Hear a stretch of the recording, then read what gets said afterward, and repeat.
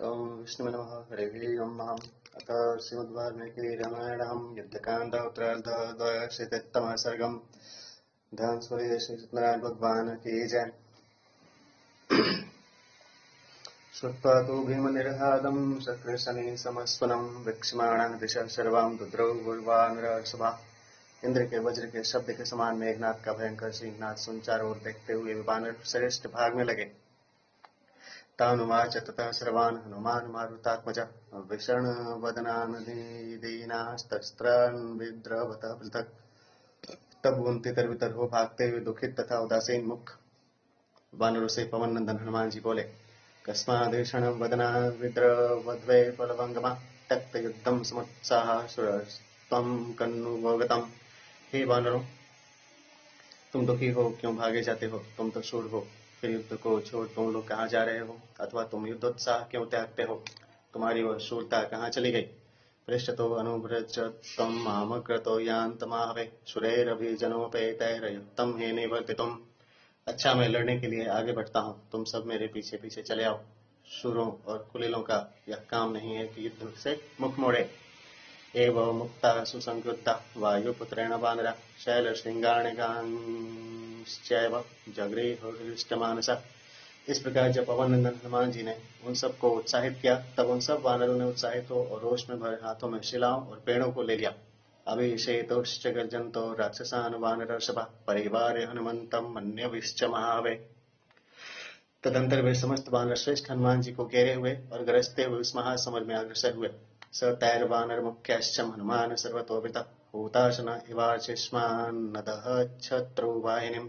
हनुमान जी प्रधान प्रधान वानरों के साथ वैसे ही शोभायमान होकर जैसे अग्नि अपने शिखाओं से शोभित होता है, शत्रु की सेना को भस्म करने लगे। स राक्षसानां कदनचकारं सुमहाकपि वृत्तो वानर सैन्यनं कालांतकयमोपमा। कालांतक यमराज की तरह कपिश्रेष्ठ हनुमान जी ने वानरों सेना की सहायता से बहुत से राक्षसों को मार गिराया। सतुकोपेन चाविष्ट शोकेन च महाकवि हनुमान रावणी रथे अपातयन्मयते शिलाम्। हनुमान जी ने रोष में भर अशोकाकुल एक बड़ी भारी शिला इंद्रजीत के रथ के ऊपर फेंकी। ताम पतंतिम दृष्टैवं रथः सारथिनां तदां विधेयाश्वसमायुक्तः सुदूरमुपवाहितः। किंतु शिला को रथ के ऊपर आते देख सारथी के संकेत से रथ में जुटे शिक्षित घोड़े रथ को खींचकर बहुत दूर ले गए। तमिन्द्रजीतं प्राप्य रथस्थं सारथिं विवेशधरणिं भित्तं सा शिलां व्यक्तमुद्यता। अतः हनुमान जी की फेंकी हुई वह बड़ी भारी शिला सारथी सहित रथ पर सवार इंद्रजीत के ऊपर न गिरकर और विफल हो पृथ्वी के ऊपर गिरकर धरती में समा गई। पातितायां शिलायां तो रक्षसां व्यथिता चमु निपतन्त्या च शिलाया राक्षसा मथिता वृषम्। और शिला के गिरने से राक्षसी सेना व्यथित हुई और उसके गिरने पर उसने बहुत से राक्षस दबकर मर गए। तमभ्यधावन् छतः शोन्नदन्तः काननौकशः ते दुर्गमाश्च महावीर्यं गिरिशृंगाणि चुद्धता। उस समय बड़े बड़े बलवान सैकड़ों वानर पर्वत शिखरों और वृक्षों को लिए हुए और गरजते हुए क्षिपन्तेन्द्रजितः संख्ये वानरा भीम विक्रमा वृक्षशैल महावर्षं ऋषिजन्ता पलवंगमा। इंद्रजीत के ऊपर टूट पड़े और उन भीम विक्रमी वानरों ने मेघनाथ की सेना पर शिलाओं और वृक्षों की वर्षा की। शत्रुणां कदनं चक्रोणे दुश्चम विविधैश्वरे वानरे तैर्महावीरे घोररूपा निशाचरा। विविध प्रकार से सिंहनाद करते हुए भयंकर आकार वाले और महाबलवान वानरों ने भयंकर रूप वाले शत्रु राक्षसों का खूब नाश किया। वीर्यादभिता वृक्षैर्व्यवेष्टन्तरणाजिरे स्वसैन्यम् अभिवीक्ष्यार्थं वानरार्दितम् इंद्रजीत। उन वीर वानरों के वृक्षों के प्रहार से समर भूमि में राक्षस छटपटाने लगे। इंद्रजीत ने अपनी सेना का इस प्रकार वानरों द्वारा नाश किया जाना देख प्रगृहीता युद्धः क्रुद्धं प्राणभिमुखो ययौ सशरेघानव श्रीजन स्वसैन्येनाभिसंवृता। वह रोष में भर गया और अपना धनुष उठा शत्रु वानरों का सामना करने को आगे बढ़ा। वह अपनी राक्षसी सेना से घिरा हुआ असंख्य बाण छोड़ने लगा। जघान कपिशार्दूलान् सुबहुन दृढ़ विक्रमा शूलैर्शनिभिः खड्गैः पट्टिशैकूटमुद्गरैः। इस बार के युद्ध में इंद्रजीत ने प्रधान प्रधान वानरों को शूल वज्र तलवार पटा और कांटेदार मुक्त गरों से मारा। ते चाप्यनुचरास्तस्यं वानरान् जघ्नुरोजसा स्कंध विटपः शाले शिलाभिश्च महाबल। हनुमान कदनं चक्रे रक्षसां भीमकर्मणां स निर्वारे परानीकं ब्रवीतान् वनौकसा। हनुमान सन्निवर्तध्वं ननः साध्यमिदं बलम् त्यक्त्वा प्राणान् विवेष्टन्तो रामप्रिय चिकीर्षव। वानरों ने भी उसके साथी राक्षसों को मारा। महाबलवान हनुमान जी ने भी स्कंध और शांबा युक्त शाला वृक्ष और शिलाओं के प्रहार से क्रूर कर्मा राक्षसों का नाश किया। फिर शत्रु सैन्य को भगाकर हनुमान जी ने वानरों से कहा, चलो अब लौट चलें, क्योंकि यह सेना हमारे मान की नहीं है। हम लोग तो अपनी जानों को हथेलियों पर रख श्री रामचंद्र जी का काम करते थे। यन्निमितं हि युद्धामो हताशा जनकात्मजा एममर्थं हि विज्ञाप्य रामं सुग्रीवमेव च। किंतु जिनके लिए हम लड़ते थे वह जनक नंदिनी तो मारी ही गई। चलो अब यह संवाद श्री रामचंद्र और सुग्रीव को सुनावे। यह यत् प्रतिवेदास्येते तत्करिष्यामहे वयम् यथेक्तं वानरश्रेष्ठो वारयन् सर्ववानरान्। फिर जैसा वे कहेंगे वैसा किया जाएगा। यह कहकर हनुमान जी ने समस्त वानरों को लौटाया। शनैः शनैरसन्त्रस्तः शबलः सन्न्यवर्तत ततः प्रेक्ष्य हनुमन्तं वज्रघ्नं यत्र राघवः। वे धीरे धीरे निर्भय हो सेना सहित लौट पड़े। हनुमान जी को श्री रामचंद्र जी के पास जाते देख स होतु कामो दुष्टात्मा गतश्चैतन्यकुम्भिलां निकुम्भिलामधिष्ठाय पावकं जुहुवेन्द्रजित्। वह दुष्टात्मा इंद्रजीत होम करने के लिए निकुलम्भा देवी के मंदिर में पहुंचा और वहां पहुंचकर वह अग्नि में होम करने लगा। यज्ञभूम्यां तु विधिवत् पावकस्तेन रक्षसां हूयमानः प्रज्वालं मांसशोणितभुक्तदा। उसने विधि पूर्वक जब यज्ञशाला में जा अग्नि में हवन किया तब मांस और रुधिर की आहुति पा आग वक उठी।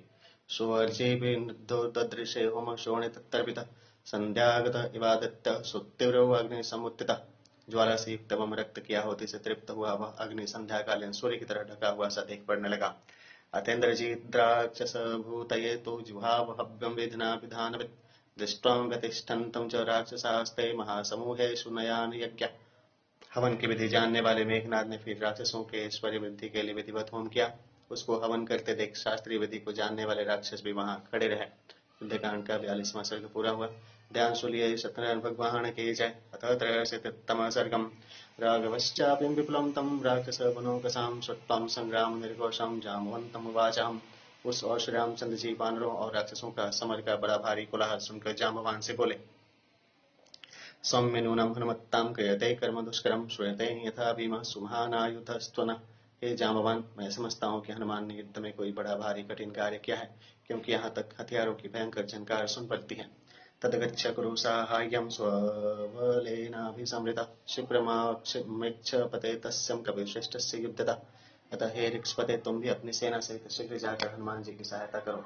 ऋक्षराजस्ततोक्तस्त्वं सैनानिकेन संवृतम् आगच्छत् पश्चिमं द्वारं हनुमान यत्र वानरः। श्री रामचंद्र जी ने जब इस प्रकार आज्ञा दी तब जाम्बवान बहुत अच्छा कहकर अपनी सेना लिए हुए लंका के पश्चिम द्वार की ओर जहाँ हनुमान जी थे चल दिए। अथायान्तं हनुमन्तं तदर्शक्षपतिः पथिः वानरैः कृतसंग्रामे स्वशद्भिरभिसंवृतम्। जाम्बवान को रास्ते ही में हनुमान जी मिल गए। हनुमान जी के साथ जो वानरी सेना थी वह लड़ते लड़ते थक जाने के कारण हाँफ रही थी। दृष्ट्वा पतिः हनुमाश्चं तद्रेक्षबलमुद्यतं नीलमेघनिभं भीमं सन्निवार्य। रास्ते में हनुमान जी ने नीले बादल की तरह भयावनी वृक्षों की सेना को देख उसे युद्ध करने का निषेध कर लौट चलने को कहा। सतेन हरिसैन्येन सन्निकर्ष महायश शीघ्रमागम्य रामाय दुःखितो वाक्यं ब्रवीत्। महायशस्वी हनुमान जी ने वृक्षों व वानरों की समस्त सेना को लिए हुए तुरंत श्री रामचंद्र जी के पास गए और दुखी हो कहने लगे, समरे युध्यमानानाम् अस्माकं प्रेक्षितां पुरः जघान रुदितिं सीतामिन्द्रजीद्रावणात्मज। महाराज, समर भूमि में लड़ते समय हम लोगों की आंखों के सामने रावण के पुत्र इंद्रजीत ने रुदन करती हुई सीता को जान से मार डाला। उदर भ्रांत चितस्तां दृष्टां विष्णोऽहम् अरिन्दमम् तदहं भवतो वृत्तं विज्ञापयितुमागतः। हे अरिंदम, उस कार्य को देख मेरा चित्त विकल हो गया है और मैं दुखी हो उस वृत्तांत को आपकी सेवा में निवेदन करने आया हूँ। तस्य तद्वचनं श्रुत्वां राघवः शोकमुचितः निपपात तदा भूमौ छिन्नमूलः इव द्रुमः। हनुमान जी के मुख से सीता जी के मारे जाने का वाक्य निकलते ही श्री रामचंद्र जी शोक से मूर्छित हो जड़ से कटे हुए वृक्ष की तरह धरती पर गिर पड़े। तम भूमौ देवशंकाशं पतितं प्रेक्ष्य राघवम् अभिपेतो समुत्पत्य सर्वतः कपिसत्तमः। देवतुल्य श्री रामचंद्र जी को धरती पर गिरते देख प्रधान प्रधान वानर चारों ओर से उन्हें घेर कर खड़े हो गए। असिंचन सलिलैश्चैनं पद्योत्पल सुगंधिभिः प्रदहन्तमनासाद्यं सहसाग्निविवोच्छितम्। वे कमलों के फूलों की गंधी से सुवासित जल को उनके शरीर पर वैसे ही छिड़कने लगे जैसे बुझने के अयोग्य अचानक भड़की हुई आग की लौ को जल द्वारा बुझाते हैं। तम लक्ष्मणो अथ बाहुभ्यां परिष्वज्यं सुदुःखितः वाच रामो अस्वस्थं वाक्यं हित्वैर्थ संयुतम्। अत्यंत दुखी हो लक्ष्मण ने श्री रामचंद्र जी को दोनों भुजाओं से थाम कर गले लगा लिया और शोक से पीड़ित श्री रामचंद्र जी से वह युक्ति यह वचन बोले, शुभे वर्तमने दुष्कंतम त्वामार्यम विजितेन्द्रियम अनर्थेभ्यो न शक्रोति त्रातुम धर्मो निरर्थक। हे भाई, मुझको तो धर्म केवल एक ढकोसला ही जान पड़ता है, क्योंकि आपने इंद्रियों को जीत राज्य के ऐश्वर्य को तृणवत त्याग पिता की आज्ञा पालन रूपी धर्म का अनुसरण किया, फिर भी यह धर्म ऐसे ऐसे अनर्थों से आपकी रक्षा न कर सका। भूतानां स्थावराणां च जंगमानां च दर्शनम यथास्ते न तथा धर्मस्ते न नास्ते इति मे मते। अचल अचल पदार्थ जिस प्रकार हमको मूर्तिमान दिखलाई पड़ते हैं, उस प्रकार धर्म अधर्म हमको मूर्तिमान नहीं देख पड़ते, फिर फल द्वारा भी उनका अस्तित्व सिद्ध नहीं होता। अतः मेरी समझ में तो धर्म कोई चीज ही नहीं है। यथैव स्थावरं रक्तं जंगमं च तथाब्धं नायमर्थस्तदा तथा युक्तस्त्वदितो न विपद्यते। जिस प्रकार स्थावर पदार्थ हमारी आंखों के सामने मौजूद है, वैसे ही जंगम भी प्रत्यक्ष देख पड़ते हैं, उस प्रकार धर्म का फल प्रत्यक्ष नहीं देख पड़ता। अतएव धर्म कोई चीज नहीं। यदि धर्म नाम की कोई चीज वास्तव में होती तो आप जैसे धर्मात्मा के ऊपर ऐसी विपत्तियां क्यों पड़ती। यत् धर्मो भवेत् भूतो रावणो नरकं व्रजेत् भवांश्चम धर्मयुक्तो वै नैवं व्यसनमाप्नुयात्। यदि यह नियम ठीक होता कि अधर्म का करने वाला दुखी और धर्म का करने वाला सुखी होता है, तो अधर्मी रावण को नरक में जाना चाहिए था और आप जैसे धर्मात्मा पर कभी कोई विपत्ति आनी ही न चाहिए थी। तस्य च व्यसनाभावद्वयसनं जगते त्वयि धर्मो भवत्यधर्मश्च परस्पर विरोधिनः। किंतु जब रावण को कुछ भी कष्ट नहीं और वह सर्वथा सुखी है और आप कष्ट ही भोग रहे हैं, तब तो कहना पड़ेगा कि परस्पर विरोधी धर्म और अधर्म श्रुति विरुद्ध फल देने वाले हैं। धर्मेणोपलभेत् धर्म धर्म चाप्य धर्मतः यद्य धर्मेण युज्येयोर्येष्वधर्म प्रतिष्ठितः। यदि धर्म करने से सुख और अधर्म करने से दुख मिलता होता, तो धर्म करने वालों को सुखी और अधर्मियों को दुखी होना चाहिए। अतएव रावण आदि को जो बड़े भारी पापिष्ट हैं, दुखी होना चाहिए था। यदि धर्मेण युज्येरण्यं धर्मरुच्योजन धर्मेण चलतां धर्मस्तथां चैषां फलं भवेत्। जिनमें अधर्म की रुचि का अभाव है, उनको तो कभी सुख से अलग होना ही न चाहिए। धर्माचरण में निरत रहने के कारण उनको तो सुख रूप फल की प्राप्ति अवश्य ही होनी चाहिए। यस्मादर्था विवर्धन्ते ये स्वधर्म प्रतिष्ठितः क्लिश्यन्ते धर्मशीलाश्चम तस्मादेतो निरर्थको। परंतु ऐसा होता हुआ देख नहीं पड़ता, क्योंकि जो स्वल ही अधर्मी हैं, उनकी बढ़ती देख पड़ती है।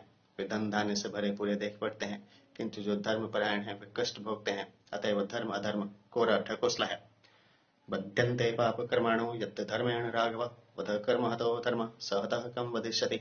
हे राघव, यदि यह कहा जाए कि अधर्मी अपने अधर्माचरण ही से मारे जाते हैं, तो यह कहना भी ठीक नहीं, क्योंकि कोई भी कर्म हो, उसका अस्तित्व तभी तक है जब तक वह किया जाता है।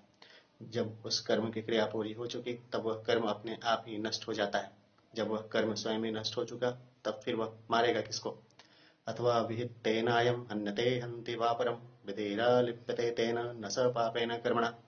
यदि कोई मारण आदि प्रयोग से किसी दूसरे को मारता है, तब हत्यारूपी फल प्रयोग को लगना चाहिए, न कि प्रयोगकर्ता को। इसका सारांश यह है कि यदि सत्कर्मों से प्रसन्न अथवा असत्कर्मों से अप्रसन्न होने वाला ईश्वर ही धर्माधर्म शब्दवाची मान लिया जाए, तो वही प्रेरक होने के कारण सुख दुख भोगने वाला हुआ। धर्माधर्म करने वाला जीव इसके लिए उत्तरदायी नहीं हो सकता। अदृष्ट प्रतिकारणं त्वत्तेन असता कथम शक्यं परां प्राप्तुं धर्मो न अरिविकर्षण। हे अरिविकर्षण, अपनी शक्ति से अनुभवजन्य और असत कल्पना युक्त अदृष्ट धर्म स्वयं जड़ है। अतः वह अपने कर्तव्य को अर्थात शत्रु प्रतिकार आदि कर्म को स्वयं कुछ भी नहीं जानता, फिर उससे कल्याण या भलाई क्यों कर प्राप्त हो सकती है। यदि सत स्यात् सतां मुख्यं न सत्यस्यात्तव किंचन त्वया यदि दृशं प्राप्तं तस्मात् अन्योपपद्यते। यदि सचमुच धर्म होता तो आपको तिल भर भी दुख नहीं होनी चाहिए थी, किंतु यह बात नहीं हो रही। अतः जब आप जैसे धर्मपरायण पुरुष ऐसा भारी दुख पा रहे हैं, तब यह सिद्ध होता है कि धर्म का अस्तित्व है ही नहीं। अथवा दुर्बलः क्लीबो बलम धर्मो अनुवर्तते दुर्बलो हृतमर्यादो न सभ्य इति मे मति। अथवा यदि उसका कुछ अस्तित्व है भी, तो वह बड़ा दुर्बल है और मंद पुरुषार्थों है, और वह अपने बलानुरूप वर्तता है। मेरी समझ में तो ऐसे दुर्बल और मर्यादाहीन का सेवन कभी करना ही न चाहिए। बलस्यदि चेत् धर्म गुणभूतः पराक्रम धर्ममुत्सृज्य वर्तस्व यथा धर्म तथा बल। यदि यह मान लिया जाए कि धर्म तो बल ही का एक अंश है, तो अंश रूपी बल को त्याग कर अंशी रूपी बल और पुरुषार्थ का आश्रय ग्रहण कीजिए, क्योंकि अंश अंशी भाव से जैसा धर्म वैसा बल है। अथ चेत सत्यवचनम धर्म किल परंतप अनृतस्त्वय करुण किन्न वद्यस्त्वया पिता। हे परंतप, यदि सत्य वचन पालन ही सचमुच धर्म है, तब यह बतलाइए कि महाराज दशरथ ने जब आपको युवराज पद देने को वचन दिया और आपने युवराज होना स्वीकार भी करा लिया, किंतु पीछे आपने अपनी युवराज पद ग्रहण करने की प्रतिज्ञा को मिथ्या कर वनवास करना अंगीकार किया, तब इस मिथ्या प्रतिज्ञा के लिए आप अधर्म के भागी क्यों नहीं हुए? यदि धर्मो भवेत् दत्तो धर्मो वा परंतप, न स्म हत्वा मणि वज्रे कुर्यादित्याम शतक्रतो। हे परंतप, धर्म और अधर्म के अस्तित्व को मान लेने पर भी राजा के लिए उचित नहीं कि वह सदा इसमें से एक ही के भरोसे रहे। यदि ऐसा होता तो विश्वरूप मुनि को मारकर इंद्र पीछे से यज्ञ क्यों करते? अधर्म संगृहीतो धर्मो विनाशयति राघव, शर्म में तद्यथा कामम काकुतस्थ कुरुते नर। हे राघव, इससे तो यह सिद्ध होता है कि अधर्म मिला हुआ धर्म शत्रु का नाश करता है। हे काकुतस्थ, इसी से लोग समय समय पर अपनी रुचि और आवश्यकता अनुसार ऐसा करते भी हैं। मम चेदम मतम तात धर्मो अयमितिम राघव, धर्म मूलम त्याक्षिन्नम राज्यम उत्सृजता तदा।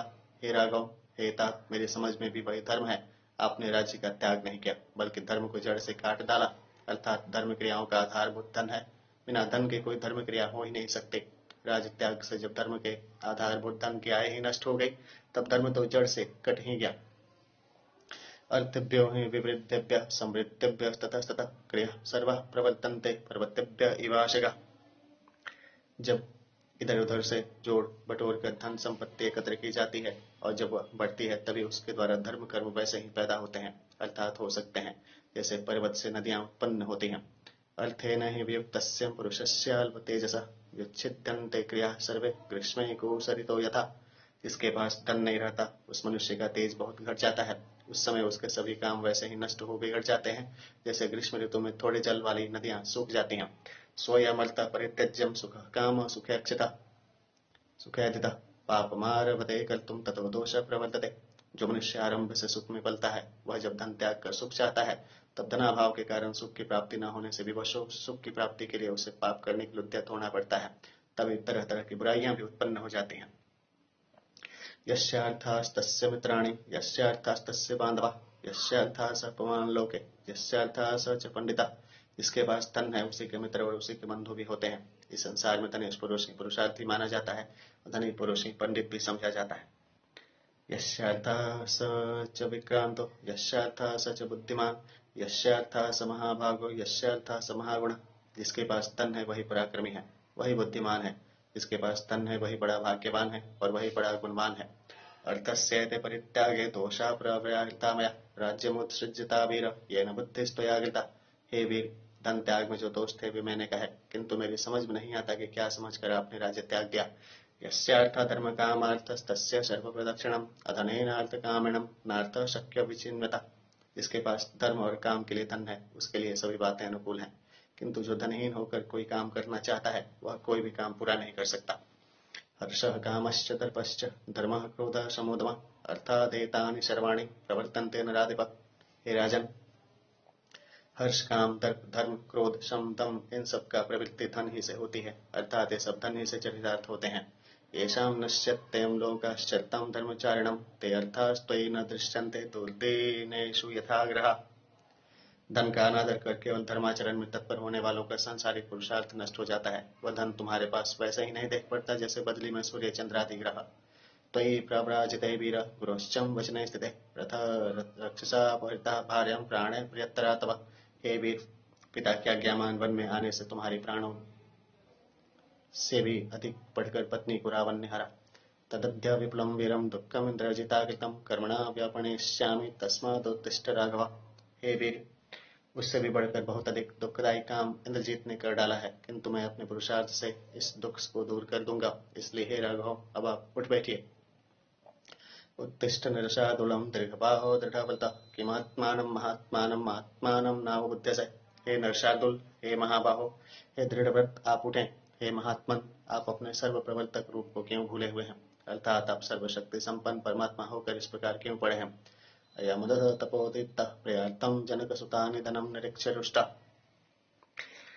सह गजरतां शराक्षसेन्द्रां वृषमेक्षुभि विनिपातयामि लंकाम्। हे पापरहित, सीताजी के मारे जाने का संवाद सुनो। रोष में भर जाने के कारण आपके हित कामना के उद्देश्य से मैंने यह बातें कही हैं। मैं रथों, हाथियों और घोड़ों की सेनाओं, रावण प्रमुख राक्षसों सहित लंकापुरी को बहुत से बाणों के मार से उजाड़ दूंगा।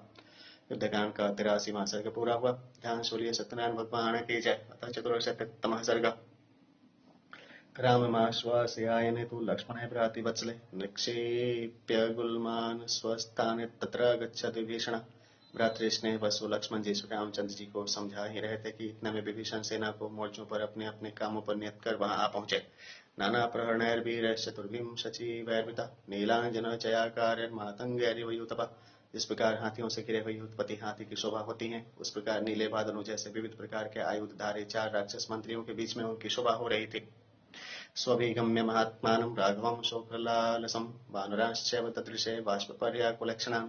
उन्होंने वहां जाकर देखा कि लक्ष्मण तो शोकग्रस्त हैं और वानर खरे खरे रो रहे हैं। राघवं च महात्मानं इक्ष्वाकुकुलनंदनं तदर्शं मोहमापन्नं लक्ष्मणस्याङ्कमाश्रितम्। और इक्ष्वाकुकुलनंदन महात्मा श्री रामचंद्र मूर्छित और लक्ष्मण की गोद में पड़े हुए हैं। वृदितं शोकसंतप्तं दृष्ट्वा रामं विभीषण अंतर्दुःखेन दीनात्मा किमेतदिति सोब्रवीत्। श्री रामचंद्र जी को लज्जित और शोक संतप्त देख मन ही मन दुखी किंतु प्रकट न कर उदास विभीषण बोले, यह क्या है? विभीषणो कम दृष्टां सुग्रीवं ताश्च वानरान् लक्ष्मणो वचः मंदार्थमिदं बाष्प परिप्लुता।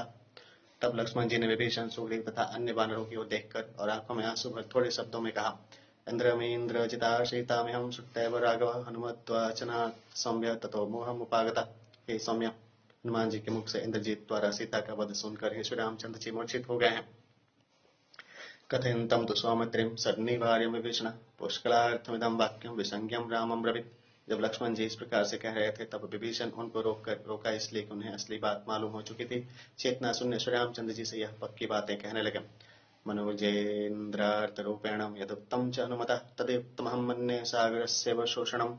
हे नरेंद्र, दुखी होकर हनुमान जी ने आपसे जो बात कही है उसे मैं उसी प्रकार अनहोनी मानता हूँ, जिस प्रकार कोई कहे कि समुद्र सूख गया। अभिप्रायं तो जानामि रावणस्य दुरात्मनः सीतां प्रति महाबाहो न च घातं करिष्यति। मैं उस दुष्ट रावण का जो अभिप्राय सीता के विषय में अच्छी तरह जानता हूँ। हे महाबाहो, वह सीता का वध कभी न करेगा और न वह किसी दूसरे से करने ही देगा। यच्चमानस्तु बहुशो मया चिकीर्षुणा वैदेहीमुतसृज स्वेति न च तत्कृतवं वचः। क्योंकि मैंने रावण की ही भलाई के लिए बहुत प्रार्थना की कि सीता को छोड़ दे, किंतु उसने मेरी बात नहीं मानी। नैव साम्नान दानेन न भेदेन कुतो यथा सदृष्टुमपि शक्येत नैव चान्येन केनचित्। हे राम, सीता को न तो कोई खुशामद बरामद से देख सकता है, न लालच देकर ही कोई देख सकता है, न कोई वहां आपस में भेदभाव डालकर ही सीता को देख सकता है, और न कोई युद्ध करके या डरा धमका कर ही सीता को देख सकता है। वानरान् मोहयित्वां तु प्रतीयात स्वराक्षस चैत्यं निकुंभिला नाम यत्र होमं करिष्यति। तब इंद्रजीत ने क्यों कर सीता को मारा, इस शंका का समाधान करते हुए विभीषण कहते हैं, वह वानरों को धोखा देकर अर्थात बनावटी सीता का सिर काट कर लौट गया है। वह निकुंभला देवी के मंदिर में बैठकर होम करेगा। ऐसा उसने क्यों किया? इसके समाधान में यह कहा जा सकता है कि लंका में रावण और इंद्रजीत को छोड़ श्री रामचंद्र से लड़ने को कोई अब राक्षस वीर रह ही नहीं गया था। हुतवानुपयातो हि दैवैरपि सवास्वै दुरागर्षो भवत्येव संग्रामे रावणात्मजः। जब वह होम करने को लड़ने आता है, तब युद्ध में इंद्रादि देवताओं से भी वह तो जय हो जाता है। तेन मोहता नूर्णमेषा माया प्रयोजिता विघ्नमन विक्षताम तत्रम वानराणाम पराक्रमे। उसने निश्चय ही वानरों को धोखा देने के लिए माया रची है, क्योंकि उसने विचारा कि ऐसा करने से वानरों का पराक्रमहीन हो जाएगा, अर्थात वानर हताश बैठे रहेंगे और मेरे हवन में विघ्न न डाल सकेंगे। ससैन्यास्तत्र गच्छामो यावत् तन्न समाप्यते तज्जैनम नरशार्दूलम मिथ्या संतापमागतम। उसका हवन समाप्त होने के पूर्व ही ससैन्य हमको वहां पहुंच जाना है। हे नरशार्दूल, आवृथा संताप मत कीजिए। सीदते हि बलं सर्वं दृष्ट्वां त्वां शोककर्षितं यत्त्वं स्वस्थहृदयस्तिष्ठ सत्त्वसमुचितः। क्योंकि आपको दुखी देख समस्त वानरी सेना के हाथ पैर ढीले पड़ गए हैं, अतः आप तो धीरज धर और सावधान हो यहीं विराजें। लक्ष्मणं प्रेषयास्माभिः सह सैन्यानुकर्षभिः एष तं नरशार्दूलो रावणीं निशितैषरे त्यजयिष्यति तत्कर्म ततो पत्यो भविष्यति। किंतु वानर सेनापतियों सहित लक्ष्मण जी को हम लोगों के साथ भेज दें।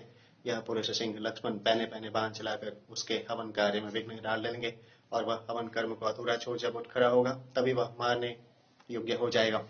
तस्यैते निशितास्तीक्ष्ण पत्रे पत्रांग वाजिन पतत्रेण इवा सौम्य शरा पाश्यन्ति शोणितम्। लक्ष्मण के पहने और बड़े वेग से जाने वाले बाण पक्षी की तरह उड़कर उसका रक्त पी लेंगे। तम संदिश महाबाहो लक्ष्मणं शुभ लक्ष्मण राक्षस्य विनाशाय वज्रम वज्रधरो यथाम।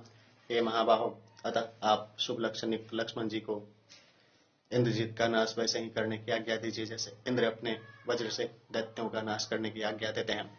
मनुजवरन काल विप्रकर्षो रिपो निधनम प्रतीयतक्षमवध्य कर्तुम त्वमते सृज रिपोर्वधाय वाणिम अमर रिपोर्मथने यथा महेंद्र। हे मनुज श्रेष्ठ, शत्रु को मारने में अब विलंब करना ठीक नहीं, अतः जिस प्रकार इंद्र दैत्यों के वध के लिए वज्र को भेजते हैं उस प्रकार आप लक्ष्मण जी को आज्ञा दीजिए। समाप्त कर्मा ही सर राक्षसादिपो भवत्यदृश्य समरे सुराश्रय योत्सता तेन समाप्त कर्मणा भवेत् सुराणामपि संशयो महान। यदि जाने में विलंब हुआ और कहीं उसका हवन निर्विघ्न समाप्त हो गया तो फिर वह अदृश्य हो जाएगा और उसे क्या देवता और क्या असुर कोई भी नहीं देख पाएगा। जब वह होम पूरा कर लड़ने आता है तब देवताओं को भी जीवित रहने में संदेह उत्पन्न हो जाता है। युद्ध कांड का 84वां सर्ग पूरा हुआ। ध्यान सूर्य सत्यनारायण भगवान की जय। अथ 85वां सर्गम। तस्य तद्वचनं श्रुत्वां राघव शोककर्षितः नोपधार्यते व्यक्तं यदुक्तं तेन रक्षसा। विभीषण के इन वचनों को सुन शोक से विकल होने के कारण श्री रामचंद्र जी के गले में विभीषण की यथार्थ बातें उतरी। ततो धैर्यं वष्टभ्य रामः परपुरंज्य विभीषणमुपासेनमुवाचं कपिसन्निधौ। शत्रुनाशकारी श्री रामचंद्र जी धीरज धारण कर वानरों के समीप बैठे हुए विभीषण से बोले, नर्यदाधिपते वाक्यं यदुक्तं ते विभीषण भूयस्तच्छ्रोतुमिच्छामि ब्रूहि यत्तविवक्षितम्। हे राक्षस राज विभीषण, तुमने अभी जो कुछ मुझसे कहा उसे जरा फिर से तो कहो, मैं उसे पुनः सुनना चाहता हूँ। राघवस्य वच श्रुत्वां वाक्यं वाक्य विशारद यत्तत् पुनरिद्धं वाक्यं बभाषे स विभीषण। श्री रामचंद्र जी के ये वचन सुन वाक्य विशारद विभीषण ने फिर वही कहा जो वह अभी कह चुके थे। यथा ज्ञप्तं महाबाहो त्वया गुल्मनिवेशनं तथा अनुतिष्ठं वीर तद्वाक्य समन्तरम्। हे महावीर, आपने जिस प्रकार मोर्चों पर सेना नियुक्त करने की आज्ञा दी थी उसी प्रकार मैंने सेना नियुक्त कर दी। तान्यनिकानि सर्वाणि विभक्तानि समन्ततः विन्यस्तयुतपाश्चैवं यथा न्यायं विभागश। मैंने समस्त सेना के कई दल करके उन्हें चारों ओर नियुक्त कर दिया है। फिर उन सैन्य दलों के ऊपर अलग अलग युद्ध विद्या के नियमानुसार यथा योग्य सेनापति भी नियुक्त कर दिए हैं। भूयस्तु मम विज्ञाप्यं तत्शृणुष्व महायश त्यकारण संतप्ते संतप्त हृदया वयम्।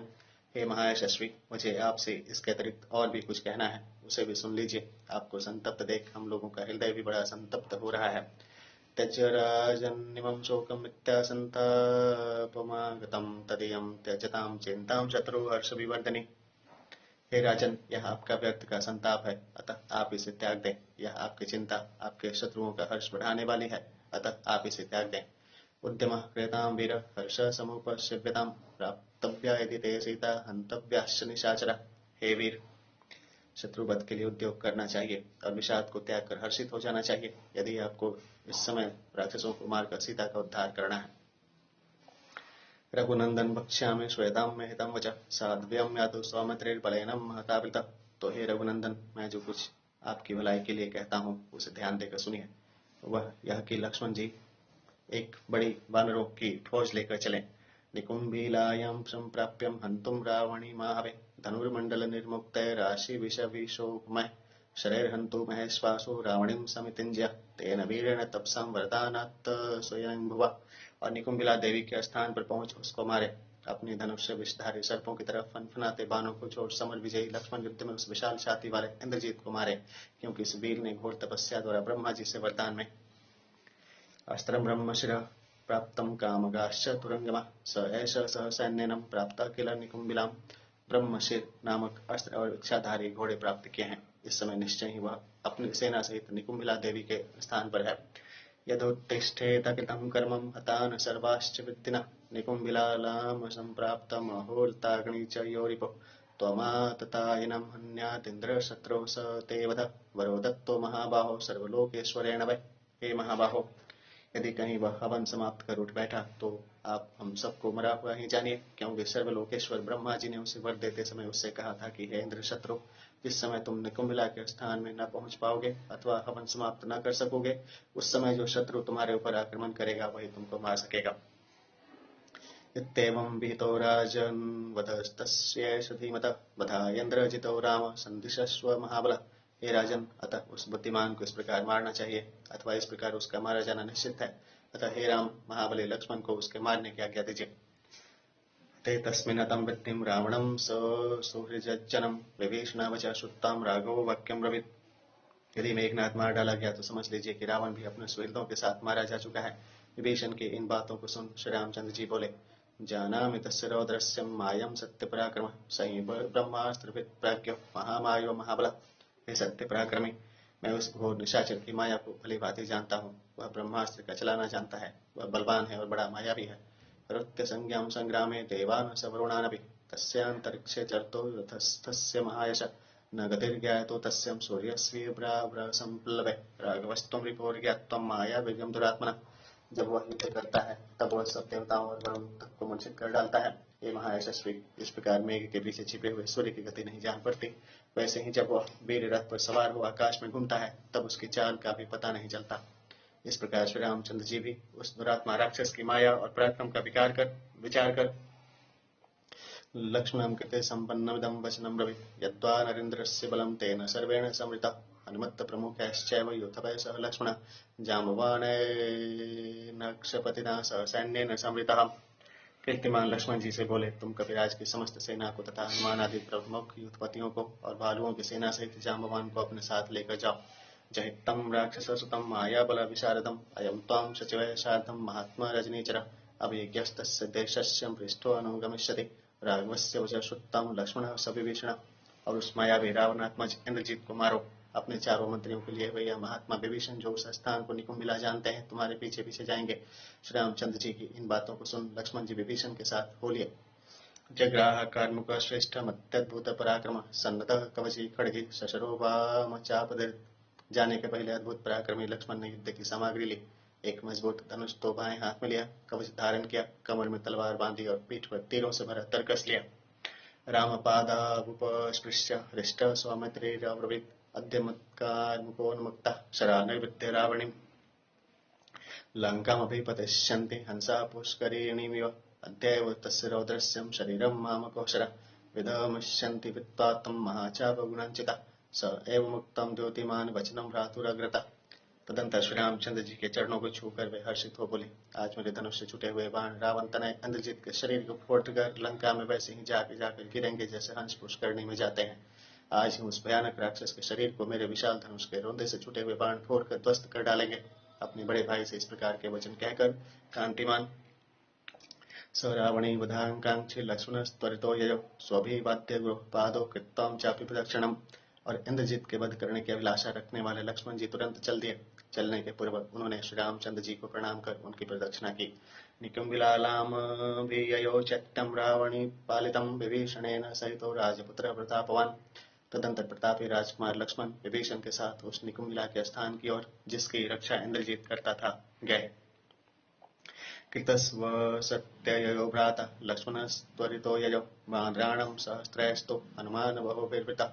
श्री रामचंद्र जी ने लक्ष्मण का स्वास्थ्य वाचन वैदिक मंत्रों से मंगलाभिषेक किया और वे शीघ्र चल दिए। उनके साथ कई हजार वानरों सहित हनुमान विभीषणश्च समात्यस्तदा लक्ष्मण मंत्रागता महात्ता हरिसैन्येन सा वेगमपि संवृता। और अपने मंत्रियों के साथ विभीषण चले। सारांश यह कि अपने साथ वानरों की एक बड़ी भारी सेना ले जाते हुए लक्ष्मण जी ने ऋक्षराजबलं चैवं तदर्शं पथि पृष्ठतम् सगत्तं दूरमध्वानं सौमित्रैर्मित्रनन्दनः। रास्ते में तैयार करी जाम्बवान की सेना को भी देखा। शत्रु को संतापित करने वाले लक्ष्मण जी ने बहुत दूर जाने के बाद राक्षसेन्द्रबलं दूराद पश्यत्य व्यूहमस्थितं सतं प्राप्त धनुष्पाणि माया योगमरिन्दम तस्थौ ब्रह्मविधानेन विजेतुं रघुनन्दन विभीषणेन सहितो राजपुत्र प्रतापवान अंगदेन च वीरेणं तथा नीलसुतेन च। दो ही से इंद्रजीत को अपनी सेना का व्यूह बनाए खड़ा हुआ देखा। फिर शत्रुहंता लक्ष्मण जी उसे देख और हाथ में धनुष ले ब्रह्मा के वरदान अनुसार माया रूपी उपाय से वध करने के लिए वहीं खड़े हुए ठहरे रहे। प्रतापी राजकुमार लक्ष्मण के साथ महावीर अंगद पवन तनय हनुमान और राक्षस राज विभीषण भी ठहर गए। विविधम शस्त्रभास्वरम तद्वक्जहगहनम विपुलम महारथश्च प्रतिभयत्तं प्रमेय वेगम तिमिरमिव दीपतां बलम विवेश। राक्षसों की सेना विविध प्रकार के चमचमाते शस्त्र लिए हुए शोभायमान हो रही थी। वह सेना रथों और ध्वज दंडों से बहुत बड़ी और दुर्गम हो रही थी। उसका बड़ा ही भयंकर वेग था। लोग जिस प्रकार निविड़ अंधकार में घुसते हैं उसी प्रकार महावीर लक्ष्मण जी ने उस सेना में प्रवेश किया। युद्धकांड का 50वां सर्ग पूरा हुआ। ध्यान सूर्य सत्यनारायण भगवान की जय। अथ षडशीतितमः सर्गम्। अथ तस्यामवस्थायां लक्ष्मणं रावणानुजः परेशामहितं वाक्यं अर्थसाधकं ब्रवीत। जिस समय लक्ष्मण जी ने शत्रु सैन्य में प्रवेश किया, उस समय विभीषण ने लक्ष्मण जी से कुछ ऐसी बातें कहीं जो शत्रु पक्ष के लिए अहितकर और अपने पक्ष के लिए हितकर थी। यदेतद्राक्षसानिकं मेघश्यामं विलोक्यते एतदायोध्यतां शीघ्रं कपिभिं पादपायुधे। मेघ के समान काली यह जो राक्षसी सेना देख पड़ती है, इसके साथ वानरों को पेड़ ले शीघ्र भिड़ जाना चाहिए। अस्यानीकस्य महत्तो वेदेन्ने यत् लक्ष्मण राक्षसेन्द्र सुतो अप्यत्र भिन्नम दृश्य भविष्यति। हे लक्ष्मण, तुम भी इसी को तितर बितर करने का यत्न करो। जब यह सेना तितर बितर हो जाएगी, तभी इंद्रजीत तुमको दिखलाई पड़ेगा। स्वतम इंद्राशनि प्रख्य शरीर वैकीरन परान अपि तत्रावसूयावद्वै न तत्कर्म समाप्यते। तुम इंद्र के वज्र के समान सूर्य के किरणों की तरह चमचमाते तीरों से मारकर इस सेना को इंद्रजीत का होम पूर्ण होने के पूर्व ही शीघ्र तितर बितर कर डालो। जहि वीरदुरात्मानं माया परम धार्मिकं रावणे क्रूर कर्माणं सर्वलोक भयावहम। हे वीर, इस दुरात्मा मायावी परम अधार्मिक निष्ठुर कर्म करने वाले और समस्त लोगों को भय देने वाले इंद्रजीत को मारो। विभीषण वच श्रुतम लक्ष्मण शुभ लक्षण वर्षम शरवर्षाणि राक्षसेन्द्र सुतम पते। शुभ लक्षण युक्त अंगों से युक्त लक्ष्मण जी ने विभीषण के वचन सुनकर इंद्रजीत की ओर बाणों की वर्षा करनी आरंभ की। वृक्षा शाखा मृगाश्चाप्यं द्रुमानिन्द्रेन्नखयोधिन अभ्यधावन्त सहितास्तदनेकमवस्थितम्। साथ ही पेड़ों, पत्थरों और नखों से लड़ने वाले वृक्षों और वानरों ने उस खड़ी हुई राक्षसी सेना पर धावा किया। और राक्षसाश्चर्यवाणैरशिभिः शक्ति तोमरे उद्यते समवर्तन्त कपि सैन्य जिघांसव। तब राक्षसों ने भी पैने बाणों, तलवारों, शक्तियों और तोमरों से वानर सेना को नष्ट करने की अभिलाषा से शत्रु सैन्य का सामना किया। स संप्रहारस्तुमुलः सजज्ञे कपिरक्षसां शब्देन महता लंकां नादयन् वै समन्दतः। अब वानरों और राक्षसों का ऐसा घोर समर आरंभ हुआ कि इस युद्ध का कोलाहल लंकापुरी में चारों ओर व्याप्त हो गया। शस्त्रैश्च बहुधाकारे शितैर्बाणैश्च पादवैः उद्यक्तैर्गृशृंगैश्च घोरैराकाशमावृतम्। तरह तरह के शस्त्रों, पैने पैने तीरों, बड़े बड़े वृक्षों और पर्वत श्रृंगों से आकाश मंडल ढक गया। ते राक्षसा वानरेषु विकटाननबाहवः निवेशयन्तः शस्त्राणि चक्रुस्तेषु महद्भयम्। विकटाकार मुख वाले राक्षस वानर श्रेष्ठों के शरीरों में शस्त्रों का प्रहार कर उनको दारुण भय उपजाने लगे, अर्थात डराने लगे। तथैव शकलैर्वृक्षैर्शृंगैश्च वानरः अभिजघुर्निघ्नश्च समरे राक्षसर्षभान्। इस प्रकार वानर भी उस समर में उन सब वृक्षों और पर्वत शिखरों के प्रहार से उन प्रधान राक्षसों को जो उनको मार रहे थे मारने लगे। वृक्ष वानर मुख्यश्च महाकार्यर्महाबलैः रक्षसां वध्यमानानां महत्यमजायत। जब बड़े बड़े शरीरधारी एवं महाबले प्रधान प्रधान वृक्षों और वानरों ने राक्षसों का वध करना आरंभ किया, तब राक्षस भी बहुत डरे। सुमनीकं विषण्णं तोषुत्तं शत्रुभिरर्दितं गोदतिष्ठ दुर्धर्ष तत्कर्मण्यनुतिष्ठते। जब मेघनाद ने वानरों द्वारा अपनी सेना का ध्वस्त होना सुना, तब वह दुर्धर्ष उस हवन कर्म को अधूरा ही छोड़ उठ खड़ा हुआ। वृक्षानंदकारान्निर्गत्यं जात क्रोधः स रावणी आरुरोह रथं सज्जं पूर्वयुक्तं स राक्षसः। क्रोध में भरा हुआ इंद्रजीत वृक्षों की चुरमुट से बाहर निकला और पहले से अस्त्र शस्त्रों से सुसज्जित और जुटे हुए रथ पर सवार हुआ। स भीमकारमुकतर कालमेघ समप्रभा रक्तास्यन्नयन क्रुद्धो बभौ मुक्तिमित्युरिवान्तकः। उस समय वह बड़ा भयानक धनुष हाथ में लिए हुए प्रलयकालीन मेघ की तरह और क्रोध में भर लाल लाल आंखें किए हुए दूसरे संहारकारी मृत्यु जैसा जान पड़ता था। दृष्टैव दुरधस्थं तं पर्यवर्तत ततलं रक्षसां भीमवेगानं लक्ष्मणेन युत्सताम्। मेघनाथ को रथ पर सवार हुआ देख लक्ष्मण के साथ लड़ती हुई भयंकर वेग वाली राक्षसी सेना मेघनाथ के रथ के चारों ओर हो गई, अर्थात मेघनाथ की रक्षा के लिए उसको रथ को घेर लिया। तस्मिन् काले तु हनुमान उद्यम्य सुदूरासदं धरणीधर शंकाशो महावृक्षमरिन्दम। उस समय शत्रुहंता एवं पर्वत के समान शरीरधारी हनुमान जी एक बड़ा भारी अत्यंत दुर्घर्ष पेड़ उखाड़कर स राक्षसानं तच्चैनं कालाग्निरिव निर्दहन् चकार भोगिर्वृक्षै निसंज्ञं यदि वानरः। उस राक्षसी सेना को कालाग्नि की तरह जलाते हुए उस समर में बहुत से वृक्षों के प्रहार से मूर्छित करने लगे। विध्वंसयन्तं तरसां दृष्टैवं पवनात्मजं राक्षसानां सहस्राणि हनुमन्तमवाकिरन्। पवन नंदन हनुमान जी को राक्षसी सेना का इस प्रकार नाश करते देख हजारों राक्षस मिलकर हनुमान जी के ऊपर आक्रमण करने लगे। सितशूलधरः शूलैर्शैभिश्चापि पाण्यः शक्तिभिं शक्तिहस्ताश्च पट्टिशै पट्टिशायुधा। पहने पहने शूलों को धारण करने वाले राक्षस शूलों से, तलवारधारी राक्षस तलवारों से, शक्तिधारी राक्षस शक्तियों से, पटाधारी राक्षस पटों से, परिघाश्च गदाभिश्च चक्रश्च शुभदर्शनैः शतश्च शतग्रीवीराय सैरपि मुद्गरैः। तथा अन्य राक्षस परिघ, गदा और पहने पहने चक्रों से, सैकड़ों शताग्नियों से और लोहों के मुद्गरों से। घोरे परश्वधैश्चैवं भिन्दिपालैश्च राक्षसा। मुष्टिभिर्वज्रकल्पैश्च तलैर्शनि सन्निपै। भयंकर फर्शों से, बिंदीपालों से, वज्र के समान घूंसों से, बिजली के समान चपेटों से। अभिजघ्नु समासाध्यं समानतान पर्वतोपमा तेषामपि च संयुताश्चकार कदनं महत्। पर्वत के समान विशाल शरीरधारी हनुमान जी के ऊपर उन्हें चारों ओर से घेर कर प्रहार करने लगे। हनुमान जी भी अत्यंत क्रोध में भर उन राक्षसों का भली भांति संहार करने लगे। स ददर्श कपिश्रेष्ठं चलोपममिन्द्रजित् सूदयन्तममित्रान् पवनात्मजम्। इंद्रजीत ने देखा कि पर्वताकार शत्रु दमनकारी पवन नंदन हनुमान तो अपने समस्त शत्रुओं का अर्थात राक्षसों का नाश किए डालता है। स सारथि मुदवाचेदं याहि यत्रैष वानर क्षयमेष न कुर्यात् राक्षसानामुपेक्षितः। तब उसने अपने सारथी को आज्ञा दी कि मेरा रथ वहां ले चलो जहां वानर राक्षसों का नाश कर रहे हैं।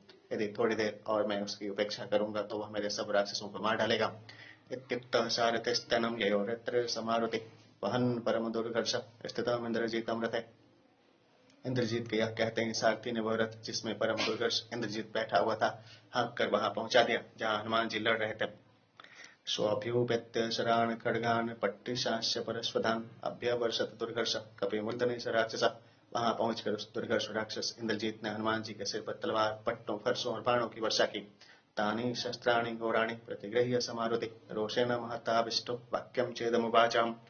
हनुमान जी उसके उन भयंकर शस्त्रों के प्रहार को सहकर और अत्यंत रोष में भर उससे यह बोले। युद्धस्य यदि शूरोऽसि रावणात्मज दुर्मते वायुपुत्रं समासाध्यं जीवन्न प्रतियास्यसि। अरे दुर्बुद्धि रावण के पुत्र, अगर बहादुरी का कुछ दावा हो तो आ लड़। अब तो पवन नंदन के सामने पड़कर जीता हुआ लौट कर नहीं जाने पावेगा। बाहुभ्यां प्रतियुध्यस्वं यदि मे द्वन्द्वमाहवे वेगं सहस्व दुर्बुद्धे ततस्त्वं रक्षसाम्बर। यदि तेरे शरीर में बल हो तो आकर मुझसे कुश्ती लड़। यदि तू मेरे बल को सह गया तो मैं तुझे बड़ा बलवान राक्षस समझूंगा। हनुमंतं जिघांसन्तं समुद्यन्तशरासनं रावणात्मजमाचष्टे लक्ष्मण्यं विभीषण। यः स वासवनेजेता रावणस्यात्मसंभवः स एष रथमास्थाय हनुमंतं जिघांसति। हनुमान को मारने के लिए इंद्रजीत को धनुष उठाए देखकर लक्ष्मण से विभीषण बोले, ये लक्ष्मण देखो, जिस रावण पुत्र ने इंद्र को परास्त किया है वही रथ में चढ़ा हुआ हनुमान को मारना चाहता है। तम प्रतिम संस्थाने शरय शत्रु विदारणे जीवितांत करे घोरे सौमित्रे रावणी जयी। अतः हे लक्ष्मण, अब तुम कनेर वृक्ष के पत्तों के आकार वाले शत्रु वितरणकारी और शत्रुनाशकारी भयंकर बाणों से इंद्रजीत का वध करो। इत्येव मुक्तस्तु तदा महात्मा विभीषणेनारिविभीषणेन ददर्श तं पवर्वत सन्निकाशं रणे स्थितं भीमबलं नदन्तम्। जब शत्रु को भयभीत करने वाले विभीषण ने लक्ष्मण जी से यह कहा तब उन्होंने पर्वत की तरह विशाल शरीरधारी महाबलवान इंद्रजीत को समरभूमि में रथ में बैठकर सिंहनाद करते हुए देखा। युद्धकांड का 86वां सर्ग पूरा हुआ। ध्यान शुले सत्यनारायण भगवान की जय। अतः सप्ताशीतितमः सर्गम्। एवमुक्त्वा तु सौमित्रिं जातः हर्षो विभीषण धनुष्पाणि नमादाय परमाणो जगामहम्। तदंतर हर्षित होकर विभीषण जी धनुषधारी लक्ष्मण जी को इस साथ लिए हुए अति शीघ्रता से आगे बढ़े। अविदूरं ततो गत्तं प्रविश्यं च महद्वनं दर्शयामास तत्कर्म लक्ष्मण्यं विभीषण। थोड़ी ही दूर चलकर विभीषण ने उस वन में घुसकर लक्ष्मण को मेघनाथ के होम कर्म करने का स्थान दिखलाया। नीलजीमूत संकाशं न्याघ्रोदं भीमदर्शनं तेजस्वीं रावण भ्रातं लक्ष्मणाय न वेदयत्। उस स्थान पर काली मेघघटा जैसा बड़ का एक विशाल भयंकर आकार वृक्ष था। उसे दिखाकर तेजस्वी विभीषण ने लक्ष्मण जी से कहा, यहोपहारं भूतानां बलवान् रावणात्मज उपहृत्य ततः पश्चात संग्राम विवर्तते। वह बलि रावण तनय इंद्रजीत यहीं पर पशुओं का बलिदान करके पीछे लड़ने को जाता है। अदृश्य सर्वभूतानां ततो भवति राक्षस निहन्ति समरे शत्रुन् बन्धनाति च शरोत्तमः। और फिर ऐसा छिप जाता है कि उसे कोई भी नहीं देख सकता। वह पैने पैने बाणों से शत्रुओं को बाण पास से बांध लेता और मार भी डालता है। तमः प्रविष्टन्न क्रोधं बलिनं रावणात्मजं विध्वंस्य शरैस्तीक्ष्ण शरथं शाश्वसारथिम्। हे लक्ष्मण, जब तक इंद्रजीत बरगद के पेड़ के नीचे नहीं पहुंचता उससे पूर्व ही घोरों, सारथी और रथों सहित उसको अपने चमचमाते पैने बाणों से मार डालो। तथैतिक्तं महातेजा सौमित्रिर्मित्रनंदन बभूवा स्थितस्तत्र चित्रं विस्फारयन् धनुः।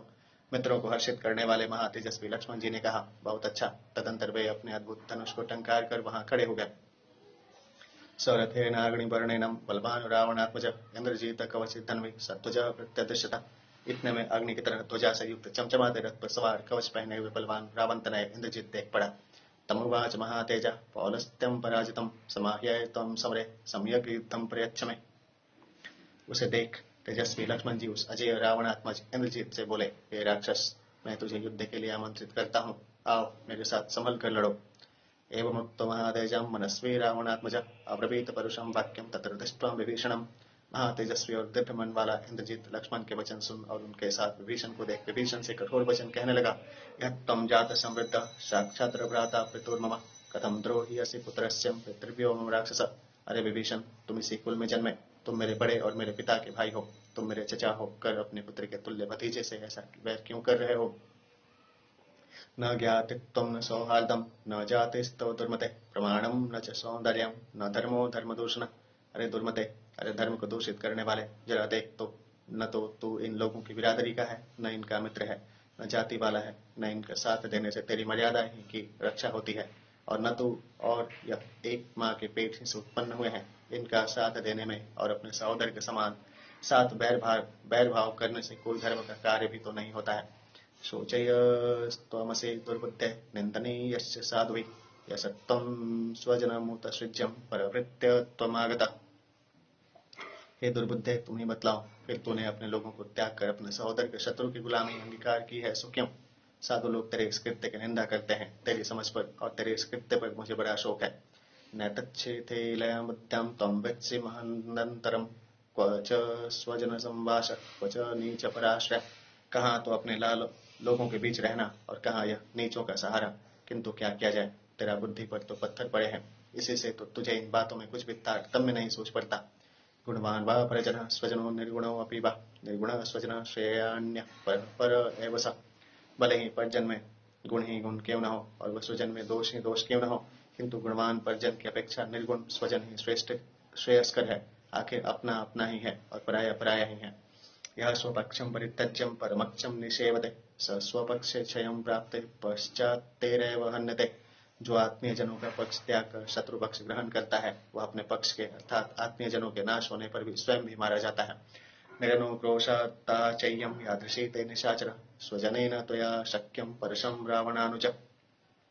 अरे राक्षस, तू रावण का सगा छोटा भाई होकर जैसा निर्दयीपन कर रहा है, वैसा निर्दयीपन कोई भी सगा जन नहीं कर सकता। इत्युक्तो भातृपुत्रेण प्रत्युवाच विभीषण अजानन्निव मच्छीलं किं राक्षस विकथसे। जब अभेद भतीजे ने इस प्रकार कहा, तब उसकी बातों का उत्तर देते हुए विभीषण ने कहा, अरे राक्षस, जब तू मेरे स्वभाव को ही नहीं जानता, तब तू क्यों बक बक कर रहा है। राक्षसेन्द्र सुता साधो पारुष्यम तज्य गौरवात् कुले यद्यप्यहं जातो रक्षसां क्रूर कर्मणाम। हे असाधु राक्षस पुत्र, तो यदि मुझको चचा कहकर मेरा गौरव करता है, तो ऐसे कठोर वचन मत कहा कर।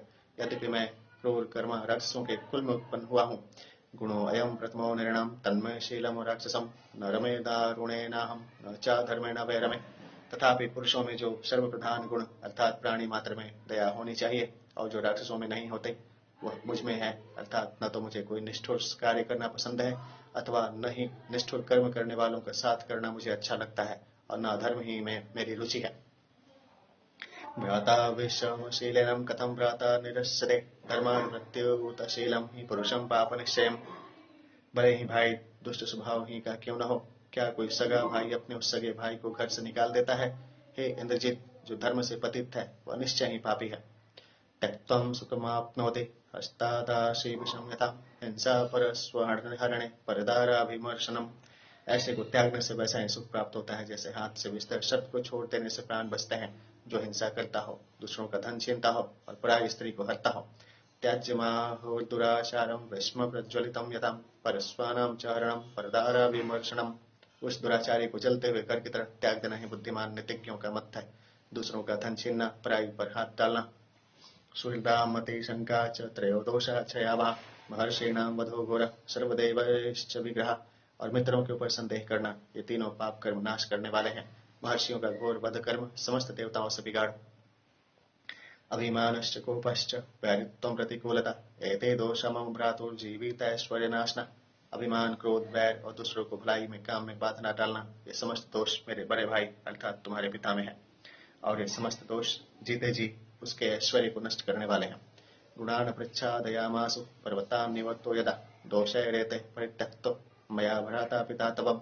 जैसे मेघ पर्वत को ढक लेते हैं, वैसे ही इन दोषों ने उनके गुणों को छिपा दिया है। इन्हीं बुराइयों के कारण मैंने अपने और तुम्हारे पिता का त्याग किया है। नैयमस्ति पुरीलंकां न च त्वं न च ते पिता अतिमानि च बालश्च दुर्वेनितिश्च राक्षस।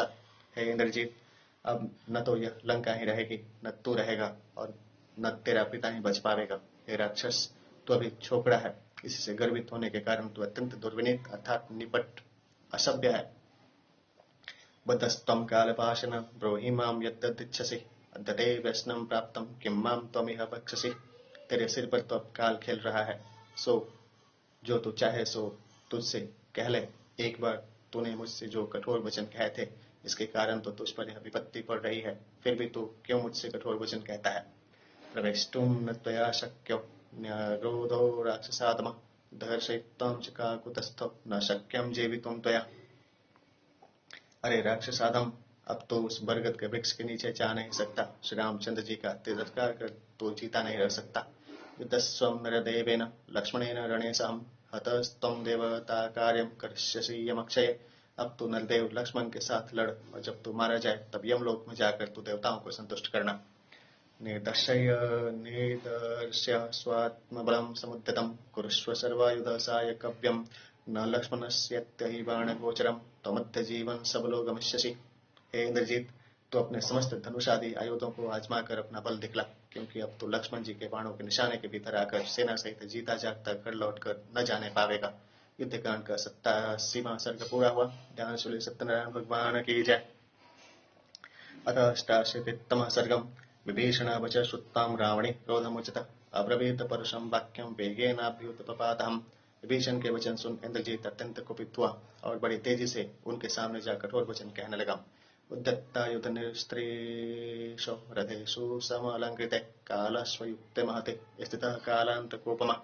फिर वह तलवार उठाए हुए और काले घोड़े जूते हुए और सजे सजाए एक विशाल रथ पर बैठा हुआ सर्व प्राणी नाशक काल के समान जान पड़ता था। महाप्रमाणमुद्यम्य विपुलं वेगवदृढं धनु भीमं परामृश्य शराश्चामित्र शातनान्। उस समय उसके हाथ में बड़ा लंबा और मजबूत और बड़ी तेजी के साथ बाण फेंकने वाला बड़ा भयंकर धनुष था तथा शत्रुनाशकारी बाण थे। तम ददर्श महेश्वासु रथेषु समलंकृतः अलंकृतममित्रघ्नं राघवस्यानुजं बलि। भली भांति अलंकृत रथ पर सवार बड़ा धनुष लिए हुए बलवान इंद्रजीत ने भूषणों से अलंकृत और शत्रुहंता श्री रामचंद्र जी के छोटे भाई अर्थात लक्ष्मण जी को देखा। हनुमत्त पृष्ठमासीनमुदय स्थिर विप्रभम वाचैनं समारब्धः सौमित्रिं सविभीषणं तांश्चं वानरसादुलान् पश्यध्वं मे पराक्रमम् अद्यं मत्कारमुपोत सृष्टं सर्वर्षं दुरासदम्। लक्ष्मण जी हनुमान जी की पीठ पर सवार थे और उदयकालीन सूर्य की तरह वे प्रभावान थे। उनको और उनके पास खड़े हुए विभीषण को तथा अन्य वानर श्रेष्ठों से इंद्रजीत ने कहा कि तुम लोग आज मेरे पराक्रम को और मेरे धनुष से छूटे हुए बाणों की दुर्गर्ष वानवृष्टि को देखना। मुक्तं वर्षमिवाकाशे वारयेष्यथ संयुगे अद्य वो मामका बाण महाकारमुपनिषिता विधमश्यन्ति गात्राणि तूलराशिमिवानल तीक्ष्णसायक निर्भिन्नान् शूलशकत्यष्टितोमरे। जो आकाश से गिरती हुई जलधारा के समान दिखलाई पड़ेगी। रण क्षेत्र में उसको जरा तुम लोग रोक कर देखना। आज मेरे विशाल धनुष से छुटे हुए बाण तुम लोगों के शरीरों को रुई की तरह धुनकेंगे। पैने बाणों से शूल शक्ति वृष्टि तथा पटा से अद्य वो गमयिष्यामि सर्वानेव यमक्षयम् शिवतः सर्वर्षाणि क्षिप्रहस्तस्य मयोधि। घायल कर तुम सबको यमराज के यहाँ भेज दूंगा जब मैं संग्राम में फुर्ती के साथ बाणों की वर्षा करूंगा। जीमूतस्येव नक्तः कः स्थास्यति ममाग्रतः रात्रियुद्धे मया पूर्वं वज्राशनि शमयशर शायितो स्थौ मया भूमौ विसंज्ञो स पुरःसर स्मृतेन ते अस्ति वामन्ये व्यक्तं वा यम साधनम्। और बादल की तरह गरजूंगा, तब तुम में ऐसा कौन है जो मेरे सामने खड़ा रह सके। यह तो तुमको मालूम ही है कि उस दिन रात की लड़ाई में मैंने वज्र के समान तीरों से समस्त वानरी सेना से तुम दोनों भाइयों को मूर्छित कर भूमि पर सुला दिया था। मैं समझता हूँ उसको तुम भूल गए। भूल क्यों न जाओगे, क्योंकि तुम सब तो अब यमपुर में मेहमान होने वाले हो। आशी विषमिव क्रुद्धं यन्मां युद्धव्यवस्थितः तच्छुत्तं राक्षसेन्द्रस्यं गर्जितं लक्ष्मणस्तदाम्। और तभी तुम लोग क्रुद्ध हुए विषधर के समान मुझसे लड़ने को आए हो। इंद्रजीत की इस प्रकार की डींगे सुन लक्ष्मण जी ने अभीतवदन क्रुद्धो रावणे वाक्यं ब्रवीत उक्तश्चतुर्गमः पार कार्याणां राक्षसत्वयं कार्याणां कर्मणां पारं यो गच्छति स बुद्धिमान् स त्वमर्थस्य हीनार्थो दूरवाश्यस्य केनचित्। क्रोध में भर और निर्भीक हो इंद्रजीत से कहा, हे राक्षस, किसी दुर्लभ कार्य को न कर जबान हिलाकर कह देना एक बात है और उसे करके दिखलाना दूसरी बात है। बुद्धिमान वही है जो काम करने की एक बार बात कहकर उस काम को करके दिखला दे। तो निषिद्ध वक्ता और निर्बुद्धि है तो कुछ नहीं कर सकता। जिस काम को अर्थात हम लोगों को परास्त करने के काम को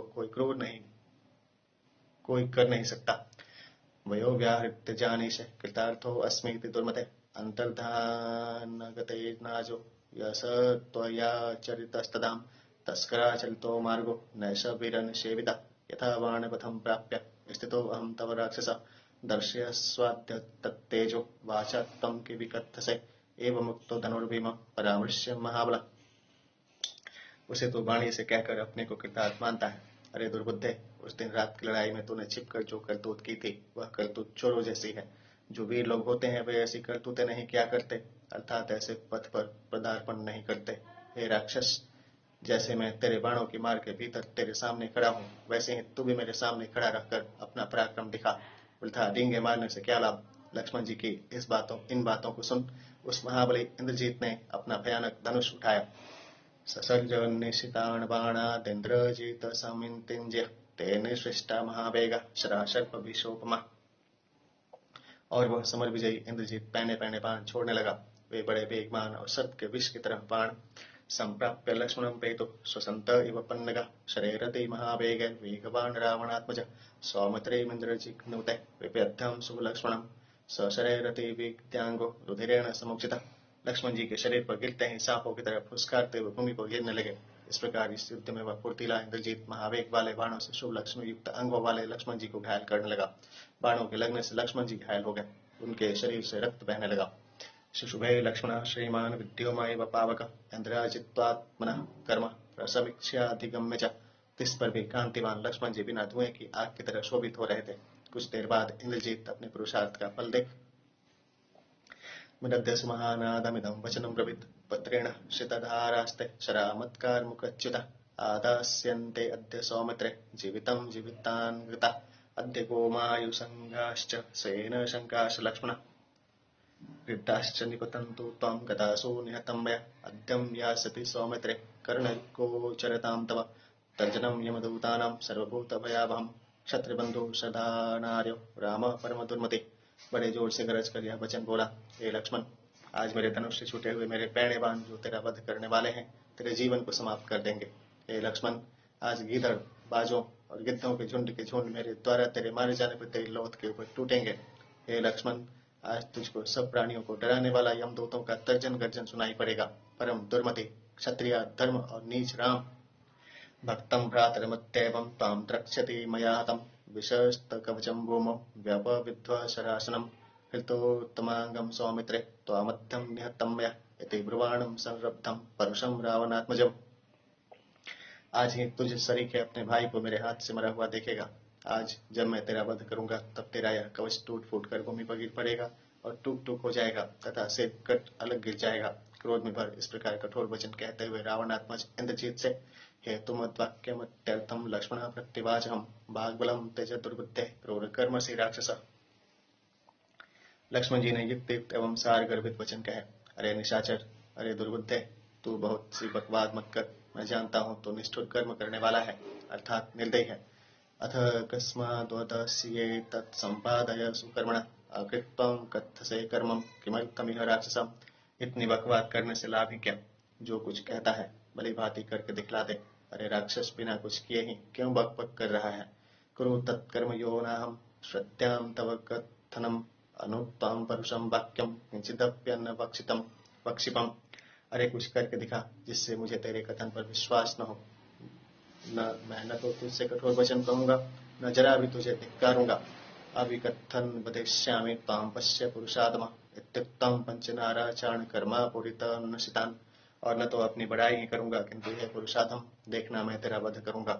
यह कहकर और 5 पैने नाराजों को धनुष पर रख और रोंदे को कान तक खींच निजिघान महावेगान लक्ष्मणो राक्षसोरसि सुपत्रवाजिता बाण ज्वलिता इव पन्नगा नैरितोरस्य भासन्त सवितुरश्मयो यथां सशरेराहतस्तेनं शरोषो रावणात्मज। लक्ष्मण ने बड़े जोर से इंद्रजीत की छाती में मारे। अच्छे परों से युक्त बड़े वेग से जाने वाले चमचमाते और सर्प की तरह वे बाण इंद्रजीत की छाती में चुभे हुए ऐसे शोभित हुए जैसे सूर्य की किरणें। उन बाणों की चोट से क्रोध में भर इंद्रजीत ने सुप्रयुक्ते स्त्री भीरवाणे प्रतिविव्यात लक्ष्मणम स बभूव तदा भीमो नरराक्षस सिंहयो। भी बड़ी सावधानी से 3 बाण चला लक्ष्मण जी को घायल किया। तब तो इन दोनों नरसिंह और राक्षस सिंह का बड़ा भयानक युद्ध होने लगा। विमर्दस्तुमलो युद्धे परस्पर जयेष्णो उभौ ही बल संपन्न उभौ विक्रमशालिनो। दोनों ही एक दूसरे को जीतना चाहते थे और बड़ा तुमुल युद्ध कर रहे थे। दोनों ही बड़े बलवान थे और दोनों ही विक्रमशाली थे। उभावपि सुविक्रांतो सर्वशास्त्रार्थ कोविद उभौ परम दुर्जया व तुल्य बल तेजसो। दोनों ही बड़े पराक्रमी थे और दोनों ही सब प्रकार के अस्त्रों और शस्त्रों को चलाने और रोकने में निपुण थे। दोनों ही परम दुर्जय और अतुलित बलवान एवं तेजस्वी थे। युधाते तदा वीरो ग्रहाविव न भूवतो बलवित्राविवापितो युधितो दुष्प्रघर्षणो। वे दोनों ऐसे लड़ रहे थे जैसे 2 ग्रह आकाश में लड़ रहे हों। वे दोनों दुर्गर्ष योद्धा निर्भीक हो इंद्र और वृतासुर की तरह लड़ रहे थे। युधाते महात्मानो तदा केसरेणाविव बहूनव सृजन्तो हि मार्गाणोघानव स्थितौ राक्षस सिंहो तो प्रहृष्टाभ्यो युध्यताम्। 2 सिंहों की तरह युद्ध करते हुए दोनों बलवान लड़ रहे थे। वे दोनों अर्थात नरश्रेष्ठ लक्ष्मण और राक्षस श्रेष्ठ इंद्रजीत अत्यंत उत्साहित युद्ध करते हुए एक दूसरे पर असंख्य बाणों की वृष्टि वैसे ही कर रहे थे जैसे बादल जल की वृष्टि करते हैं। सुसंप्रहृष्टो नरराक्षसोत्तम जयेष्णो मार्गण चापधारिण परस्परम तो प्रवर्षतुर्विषम शरोगवर्षेण बलाकाविव। वे दोनों अत्यंत उत्साही और जयाभिलाषी नरश्रेष्ठ वीर हाथों में धनुष लिए हुए एक दूसरे के वध का अवसर ढूंढते हुए एक दूसरे के ऊपर वैसे ही असंख्य बाणों की वर्षा कर रहे थे जैसे मेघ जल की वर्षा किया करते हैं। अभिप्रवृद्धो युद्धे युद्धकोविदो शराशि चंडोषित शस्त्रधारिणो अभिक्षणमाविव्यधतुर्महाबल महाहवे शंबरवासवाविव। दोनों ही युद्ध विद्या में निपुण थे अतः दोनों ही बड़े जोरों से लड़ रहे थे। दोनों ही के पास बड़े बड़े प्रचंड बाण खड़ग और पहने पहने शस्त्र थे। वे दोनों महाबली एक दूसरे को घायल करते हुए वैसे ही लड़ रहे थे जैसे शंबरासुर और इंद्र लड़े थे। युद्ध कांड का 88वां सर्ग पूरा हुआ। ध्यान सुली सत्यनारायण भगवान की जय। अतः 91तमः सर्गम ततः शरं दाश्वतीं संधाय मित्रकर्षण ससर्ज राक्षसेन्द्राय क्रुद्धं सर्पैवश्वनं स्वसं। तदंतर शत्रुघ्न दशरथ नंदन लक्ष्मण जी ने क्रुद्ध सर्प की तरह फुंकारते हुए धनुष पर बाण रखकर मेघनाथ के ऊपर छोड़े। तस्य ज्यातल निर्घोषम सश्रुतम रावणात्मज विवर्ण वदनोपत्तम लक्ष्मणम समुदक्षता। लक्ष्मण के धनुष के रोंदे की टंकार को सुन इंद्रजीत के मुखमंडल की रंगत बदल गई और वह लक्ष्मण जी के मुख को ताकने लगा। तम विवर्ण मुखम दृष्टम राक्षसम रावणात्मजम सौमित्रम युद्ध संयुक्तम प्रतिवाच विभीषण। रावण पुत्र इंद्रजीत के मुख की रंगत बदली हुई देख युद्ध में उद्यत लक्ष्मण से विभीषण कहने लगे, निमित्तान्नुपश्यामि यान्यस्मिन् रावणात्मजे त्वरतेन महाबाहो भगड़म ऐसा संशय। हे लक्ष्मण, इस समय इंद्रजीत के मुख की रंगत का बदलना आदि जैसे बुरे लक्षण मुझे उसमें देख पड़ रहे हैं, उससे तो हे बलवान मुझे जान पड़ता है कि वह निसंशय मारा जाएगा, अतः इसका आप शीघ्र वध कीजिए। ततः संधाय सौमित्रेण बाणानागणिशिखोपमां ममोच निशितास्तस्मिन् सर्पाणिव महाविशान्। तब तो लक्ष्मण जी ने अग्निशिखा के समान दीप्तमान बाण निकालकर धनुष पर रखे और महाविस्तर सर्प की तरह उन भयंकर बाणों को छोड़ा। शक्राशनिशं स्पर्शय लक्ष्मणेन हतः शरे मुहूर्तमवन्मथ सर्वशंक्षोभितेन्द्रिय। लक्ष्मण के छोड़े हुए बाण इंद्रजीत के शरीर में इंद्र के वज्र की तरह लगने से इंद्रजीत एक मुहूर्त तक मूर्छित रहा और उसकी समस्त इंद्रियां विकल हो गई। उपलब्ध मुहूर्तेनम संज्ञां प्रत्यागतेन्द्रिय ददर्शावस्थितं वीरं वीरो दशरथात्मजम्। एक मुहूर्त बाद ही सचेत और सावधान हो उस वीर ने देखा कि वीर श्रेष्ठ दशरथ नंदन लक्ष्मण उसके सामने खड़े हैं। स्वभि चक्राम सौमित्रिम रोषात संरक्त लोचना अब्रवीण चयनमासाध्यम पुनः स परुषं वच। तब वह क्रोध के मारे लाल लाल नेत्र कर और लक्ष्मण जी के निकट जा फिर कठोर वचन कहने लगा। किम न स्मरसि तद्युद्धे प्रथमे मत्पराक्रमं निवृत्तस्त्वं सह भ्राता यदा उपविवेष्टसे। हे लक्ष्मण, जब मेरे उस दिन के पराक्रम को क्यों याद नहीं करते जब मैंने तुमको रामचंद्र को नागफांस में बांधा था और तुम दोनों पृथ्वी पर बड़े छटपटा रहे थे। युवाम खलु महायुद्धे शक्रासनिशमय शरे शायितो प्रथमं भूमो विसंज्ञो स पुरःसरो। पहली ही बार मैंने वज्र तुल्य बाणों से उस महासमर में तुम दोनों भाइयों को व तुम्हारी सेना को ऐसा मारा था कि तुम सबके सब मूर्छित हो भूमि पर गिर पड़े थे। स्मृतिर्वा नास्ते ते मन्ये व्यक्तं वयम साधनं गन्तुमिच्छसि समात्तम् आकर्षयितुमिच्छसि।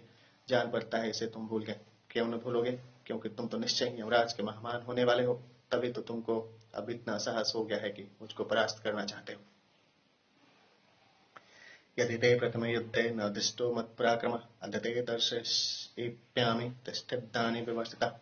अगर तूने प्रथम बार के युद्ध में मेरा पराक्रम नहीं देखा तो खड़ा रह, अब मैं तुझे अपना पराक्रम दिखलाए देता हूँ। इत्युक्तं शब्दैर्बाणैरभिविव्याध लक्ष्मणं दशभिस्तो हनुमन्तं तीक्ष्णधारे शरोत्तमे। यह कहकर उसने 7 बाण मारकर लक्ष्मण को और बड़े पैने और श्रेष्ठ 10 बाण मारकर हनुमान को घायल किया। ततः शरशतेनैव सुप्रयुक्तेन वीर्यवान् क्रोधादभिगुणः संरब्धो निर्विभेद विभीषणम्। तदंतर उस पराक्रमी ने दूना क्रोध कर और कान तक खींचकर 100 बाण मारकर विभीषण को घायल किया। तददृष्टेन्द्रजिता कर्म कृतं रावणावजस्तदाम् अचिन्तयित्वा प्रहसन्नेत किंचिदितिं ब्रुवन्। इंद्रजीत की इस बहादुरी को देख और उसकी कुछ भी परवाह न कर हंसते हुए लक्ष्मण जी ने इंद्रजीत से कहा, यह तो कुछ भी नहीं है। मोचशारान् घोरान् संगृह्य नरपुंगवः अभीतवदनः क्रुद्धो रावणे लक्ष्मणयुधे। तदंतर लक्ष्मण जी ने क्रोध में भर और निर्भय हो बड़े बड़े भयानक बाण निकालकर उस युद्ध में इंद्रजीत के ऊपर छोड़े। नैवं रणगता शूरा प्रहरन्ते निशाचर लघवश्चाल्पवीर्याश्च सुखाहि मे शरस्तव। तदंतर उन्होंने कहा, अरे राक्षस, समर भूमि में जाकर जो शूर होते हैं वे इस प्रकार का प्रहार नहीं करते। तेरे बाण तो हल्के अल्प शक्ति वाले हैं, मुझे तो तेरे इन बाणों से कुछ भी पीड़ा नहीं जान पड़ी, बल्कि इनका प्रहार तो सहज में सहा जा सकता है। नैवं शूरास्तु युध्यन्ते समरे जय कांचन इत्येवं तम्रबाणस्तु शरवर्षेण वा किरत्। जयाभिलाषी शूर इस प्रकार का हीन युद्ध नहीं लड़ते। इंद्रजीत से यह कहकर लक्ष्मण जी पुनः उसके ऊपर बाणों की वर्षा करने लगे। तस्य बाणे सुविद्धवस्तं कवचं हेमभूषितं व्यशीर्यत रथोपस्थे ताराजालमिवाम्बरात्। लक्ष्मण जी की बाण वर्षा से इंद्रजीत का कवच टुकड़े टुकड़े हो रथ के ऊपर गिरकर ऐसे बिखर गया जैसे आकाश से च्युत हो बहुत से तारागण भूमि पर आ गिरे। विद्युत वर्मा नाराचर बभूव सकृतावरण इंद्रजीत समरे वीर प्रत्युषे बाणुमान इव। इंद्रजीत का कवच नष्ट हो जाने पर बाणों के आघात से उसका सारा शरीर घायल हो ऐसा देख पड़ा मानो प्रातःकालीन सूर्य हो। ततः शरसहस्रेणं संक्रुद्धो रावणात्मज विभेद समरे वीरं लक्ष्मणं भीम विक्रम। तदंतर इस समर में भीम विक्रमी रावणात्मज ने भी क्रोध में भर वीर लक्ष्मण के ऊपर 1000 बाण चलाकर उनको घायल किया। व्यशीर्यत महादिव्यं कवचं लक्ष्मणस्य च कृतप्रतिकृतान्योन्यं बभूव तुरभिद्रुतो। इससे लक्ष्मण जी का भी कवच टूट गया। इस प्रकार वे दोनों एक दूसरे के मार का बदला देते हुए अभीक्ष्णं निःश्वसन्तो तो युद्धयेतां तुमुलं युधे शरसंकृत सर्वांगो सर्वतो रुधिरोक्षितो। और बार बार हाँफते हुए दोनों वीर तुमुल युद्ध कर रहे थे। दोनों के शरीरों में बाणों के घाव हो गए थे और दोनों ही रक्त से नहा गए थे। सुदीर्घ कालम तो वीरावन्योन्यम निशितैषरे ततक्षतुर्महात्मानो रणकर्म विशारदो। बहुत देर तक ये दोनों बलवान रण विद्या में निपुण वीर एक दूसरे के ऊपर पैने पैने बाण चला एक दूसरे को घायल करते रहे। बभूतश्चात्मजये यत्तो भीम पराक्रमो तव शरोगैस्तदा किरणो निगृहीतकवचध्वजो। दोनों ही जयाभिलाषी और भयानक पराक्रमी थे। वे एक दूसरे के बाणों से घायल हो गए थे। उनके शरीरों के कवच और उनके ध्वजाएं नष्ट हो चुकी थीं। अस्त्रिबन्तो रुधिरं चोष्णं जलं प्रस्रवणाविव शर्वर्षं ततो घोरं वंचतोर्भीमनिशुनम्। उनके घावों से गर्म गर्म लोहू वैसे ही बह रहा था जैसे झरने से जल। वे भयंकर सिंहनाद करते हुए भयंकर शरवर्षा कर रहे थे। सासारयोरिवाकाशे नलियो कालमेघयो तयोरथ महान् कालो व्यत्यायुध्यमानयो। आकाश में वर्षा करते हुए नीले रंग के काले दो बादलों की तरह एक दूसरे पर बाणों की वृष्टि करते हुए और लड़ते लड़ते उन दोनों वीरों का बहुत सा समय व्यतीत हो गया। न चतौ युद्धवय मुख्य श्रमं वापयुपजग्मतो अस्त्राण्यास्त्रविदां श्रेष्ठो दर्शयन्तो पुनः पुनः। तो भी न तो किसी ने पीठ दिखलाई और न कोई थका। अस्त्र विद्या जानने वालों में श्रेष्ठ दोनों ही वीर बारंबार अपने अपने शरों की उत्कृष्टता दिखला रहे थे। श्रानुच्चावचाकारानन्तरिक्ष भवन्दतो व्यपेत दोषम संयंतो लघु चित्रम च सुष्ठु च। यहाँ तक कि दोनों ने मारे बाणों के आकाश ढक दिया। वे दोनों दोष रहित बड़ी फुर्ती व सुंदरता से बाण चला रहे थे अथवा युद्ध कर रहे थे। वह तो तुमलम घोरम चक्रतुर्ण राक्षसो तयो पृथक पृथक भीम शुश्रुवे तुमुलस्वना। दोनों लक्ष्मण और इंद्रजीत तुमुल युद्ध कर रहे थे और उनके भयंकर सिंहनाद का शब्द अलग अलग सुन पड़ता था। प्रकम्पयञ्जनं घोरो निर्घातैव दारुण सतयोर्भ्राजते शब्दस्तदा समरसक्तयो सुघोरयोर्निष्टन्नतोर्गगणे मेघयोर्यथा सुवर्णपुंखैर्नाराचैर्बलवन्तो कृतवर्ण। वज्रपात की तरह उस घोर दारुण सिंहनाद को सुनने वालों के हृदय कांप उठे। उन रणोन्मत्त दोनों वीरों के गर्जन का शब्द ऐसा जान पड़ता था मानो आकाश में बड़े जोर से बादलों की भयंकर गड़गड़ाहट हो रही हो। स्वर्ण पंख वाले नाराजों से दोनों बलवानों के शरीर घायल हो जाने, शुश्रूषवातैरुदरं कीर्तिमन्तो जयद्रतो ते गात्रयोर्निपतिता रुक्मपुंखाशरायुधे। विजय और कीर्ति पाने के लिए यत्न करते हुए उन दोनों बलशालियों के घावों से रुधिर की धाराएं बह रही थीं। उस समय स्वर्णपुंख वाले बाण उन दोनों के शरीर का भेदन कर अशृंग नद्याभिनिष्पत्य वेवेशोद्धरणीतलम् अन्येषु निशितैः शस्त्रैः आकाशे संजघत्तिरे। रुधिर से तरह धरती में घुस जाते थे। दोनों वीरों के चलाए हुए बहुत पहने पहने शस्त्र आकाश में एक दूसरे से टक्कर खाकर भवंजुश्चेदुश्चान्ये तयोर्बाणः सहस्रशः स बभूव रणो घोरस्तयोर्बाणमयश्च। टूट जाते थे और उनके हजारों टुकड़े हो जाते थे। उस युद्ध में बड़े बड़े भयंकर बाणों का ऐसा ढेर लग गया। अग्निभ्यामिव दीप्ताभ्यां शत्रे कुसुमयश्च तयोः कृतवर्णो देहो सुशुभाते महात्मनः। जैसा कि किसी यज्ञ में प्रज्वलित दो अग्नियों के बीच में कुशों का ढेर लग जाता है, उन दोनों बलवानों के शरीर घायल होकर ऐसे शोभायमान हो रहे थे। सपुष्पाविवो निष्पत्रो मणिशालमलिकिंशुक चक्रतुस्तुलं घोरम सन्निपातम मुहुर्मुहुः। जैसे बिना पत्र के और फूले हुए टेसु और सैमर के वृक्ष किसी वन में खड़े हों, बार बार एक दूसरे के बाण मारते हुए वे दोनों तुमुल युद्ध कर रहे थे। इंद्रजी लक्ष्मणश्चैवं परस्परवधायष्णं लक्ष्मणो रावणे युद्धे रावणश्चापि लक्ष्मणम्। इंद्रजीत और लक्ष्मण दोनों ही एक दूसरे का वध करना चाहते थे। इस युद्ध में लक्ष्मण इंद्रजीत के ऊपर और इंद्रजीत लक्ष्मण के ऊपर अन्यम तावभिक्रतो नश्रमं प्रत्यपद्यतां बाणजाले शरीरस्थैर्वगाधैस्तरस्विनौ सुशुभाते महावीर्यो प्ररूढाविव पर्वतौ तयोरुदिरसिक्तानि संवृत्तानि शरैर्वशम्। परस्पर प्रहार कर रहे थे, किंतु दो में से एक भी थकता न था। अंगों में गड़े हुए बाणों से उन दोनों बलवान वीरों की ऐसी शोभा हो रही थी जैसे वृक्षों से युक्त दो पर्वतों की शोभा होती है। वे दोनों रक्त से नहाए हुए थे और बाणों से उनके शरीर ढके हुए थे। बभ्राजो सर्वगात्राणि ज्वलन्तैव पावका तयोरथ महान् कालो प्रत्यध्यायमानयो न चत्तो युद्धभय मुख्यं श्रमं वाप्योपजग्मतो। दोनों ऐसे जान पड़ते थे मानो चलती हुई आग हो। इस प्रकार लड़ते लड़ते उन दोनों को बहुत देर हो गई, किंतु दो में से न तो कोई थका और न कोई हारा है। अतः समर परिश्रम निहंतुं समर मुख्ये स्वजितस्य लक्ष्मणस्य प्रियहितमुपापादयान् महौजा समरमुपेत्य विभीषणेवतस्थे। इतने में महात्मा विभीषण युद्ध में अपराजित लक्ष्मण जी के रणाश्रम को दूर करने के लिए तथा उनका प्रिय और हित साधन करने के उद्देश्य से उनके पास जा खड़े हुए। युद्धकांड का 89वां सर्ग पूरा हुआ। ध्यान सूली सत्यनारायण भगवान की जय। अथ 90तमः सर्गम्। विद्यमानो तुतोतिष्ठं प्रसक्तो नरसा राक्षसो प्रभिन्नाविव मातंगं परस्परवधायष्णौ। परस्पर वध करने की इच्छा किए मत से अंधे हो हाथियों के समान भिड़े हुए लक्ष्मण जी और इंद्रजीत को देख तौ द्रष्टुम काम संग्रामे परस्पर गतो बलि शूर स रावण भ्राता तस्थौ संग्राम मूर्धने। उन दोनों का युद्ध देखने के लिए रावण के भाई शूर विभीषण समरभूमि में जा खड़े हुए। ततो विस्फारयामासं महाधनुरवस्थिता उत्ससर्ज तीक्ष्णाग्रान राक्षसेषु महाश्रान।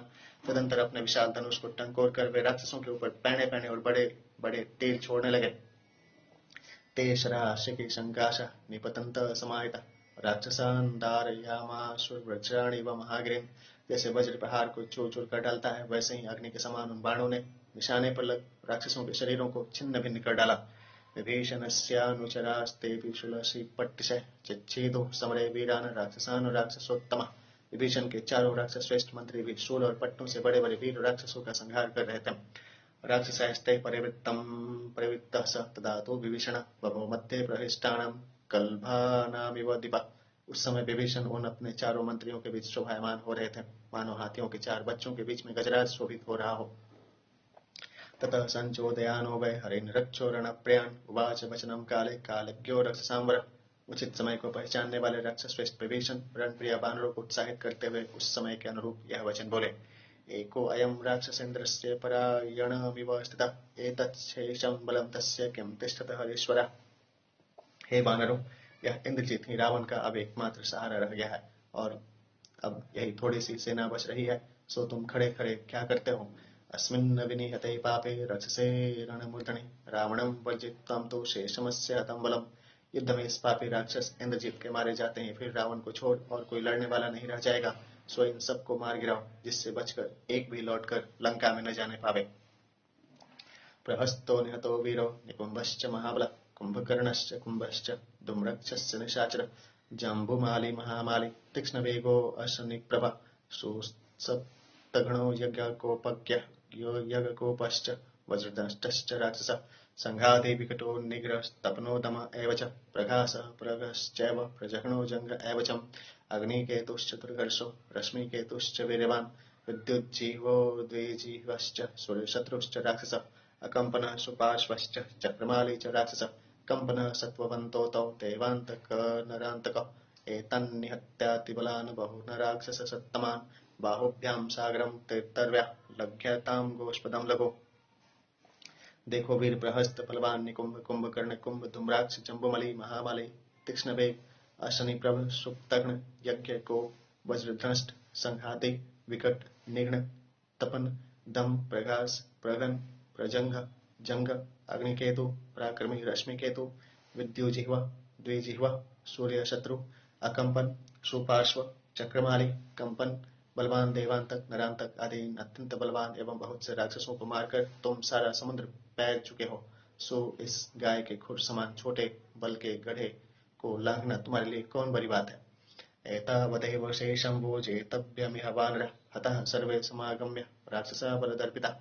बस अब इतने से तो बच रहे हैं, सो हे वानरों इनको भी समाप्त कर डालो। समरभूमि में जो बल के अहंकार राक्षसगण आए उनमें से एक भी जीता जागता लौट कर नहीं जा सका, अर्थात मारा गया। अयुक्तम निधनम कर्तु पुत्रस्यम जनितुर्मम गृह्णामपास्य रामार्ते न्यन्या भ्रातुरात्मजम। यद्यपि मेरे लिए यह उचित नहीं है कि मैं सचा होकर पुत्र के समान अपने भतीजे का वध करूं, तथापि मैं श्री रामचंद्र जी के लिए इस निंद्य कार्य को कर निंदा के कुछ भी प्रवाह न कर अपने बड़े भाई के पुत्र अर्थात अपने भतीजे को मारता हूं। हंतु कामस्य ये मे बाष्पम चक्षुश्चैव निरुध्यते तमेवैष महाबाहु लक्ष्मणः समयिष्यति। क्या करूं मैं, जब इसे मारना चाहता हूं तब मेरी आंखों में आंसू भर आते हैं। सो इसको महाबलवान लक्ष्मण जी ही शांत करेंगे अर्थात इंद्रजीत का वध करेंगे। वानरागत समभूय वृत्यानस्य समीपगान यदि तेनाति यशसा राक्षसेना विचोदिता। हे वानरों तुम लोग आगे बढ़कर इंद्रजीत के समीप खड़े हुए राक्षसों को मार डालो। जब इस प्रकार यशस्वी विभीषण ने उन वानरों को उत्साहित अथवा उत्तेजित किया, वानरेन्द्राज ऋषिरे लांगुलानि च विव्यथु ततस्ते कपिशार्दूला स्वेग्लन्तश्च मुहुर्मुहुः। तब वानर उत्पत्ति हर्षित तो पूछे फटकारने लगे और वे कपिशार्दूल बार बार सिंहनाद करने लगे। मुमुचिर्विविधान्नादान मेघानदृष्टय बर्हिण जाम्बवानपि तैः सर्वे स्वयूथैरपि संवृता।